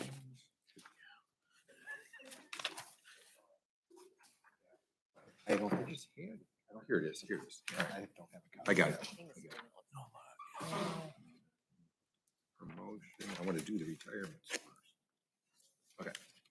You two, am I ready? Am I on? Mayor, Okay. Council, I have a few retirements, resignations to announce, and then some hires. First, I ask council's concurrence in the acceptance of the retirement of Chris Mullins. Chris has worked for the fire department for 15 years. He's currently out of the district, and I'd ask for your concurrence in accepting Chris's desires to retire from the fire department. thank you, Mayor, Council. Mr. President, Yes, Ms. Polliff. I move to concur with the mayor's acceptance of the retirement of Captain Chris Mullins. Thank you, Ms. Polliff. Second by Mr. Dabish. Council, any objections? Here, no objections. Mayor, Council concurs with the acceptance of the retirement of Mr. Chris Mullins. I'm just going to add to that, that was effective May 31st, 2021. Okay, and then, remember last council meeting, we hired John Myers in the fire department, and he has to resign his position in the part-time paid on call. So I'd ask council's concurrence in the resignation of Lieutenant John Myers from Station 41, effective June 14th, 2021. Thank you, Mayor, Council. Mr. President, Yes, Ms. Polliff. I move to accept I move to concur with the mayor's acceptance of the resignation of Lieutenant John Myers effective June 14th, 2021. Thank you, Ms. Polliff. Second by Mr. Dabish. Council, any objections? Here, no objections. Mayor, Council concurs with the acceptance